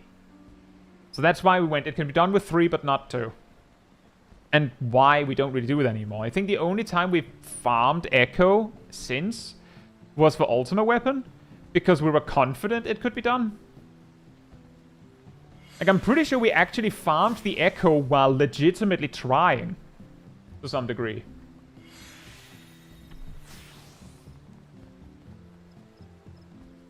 Anyway, about 54 minutes or something of talking about other stuff. Classic Kai stream. But if you enjoyed this particular stream, it does help me a lot if you leave a like on it here on YouTube. That tells the algorithm this was an enjoyable stream and like other people to enjoy it as well. So thank you so much in advance.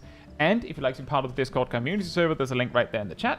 There you'll find the schedule, where you'll find the schedule room, where there's the schedule for each week. I usually update it Sunday and Monday. You'll also find the announcement room with links to videos and streams when I put them out. And if you grab the reminder roll, you'll get a notification whenever I post a video, a stream, as well as an extra one around 15 minutes before stream starts, so you can catch it right when we go live. And if you'd like to support the channel even more directly, you can become a member of the channel, you can gift memberships, you can use the super chat system, or if you don't like any of that, there's a Ko-Fi link in the description, where all of the support goes to making sure that I can focus on doing stuff like this with all of you, instead of focusing on chasing the trends, you could say. Speaking of the exact opposite of chasing the trends, we are continuing the Stranger of Paradise playthrough on Thursday, for those that enjoyed that. And if you go, what? Stranger of Paradise? VODs on the channel. Hope to see some of you there. But with that said, that'll be all from me tonight. So good night, good morning, afternoon, or evening, depending on where in the world, and I hope to see you all very soon. Bye bye!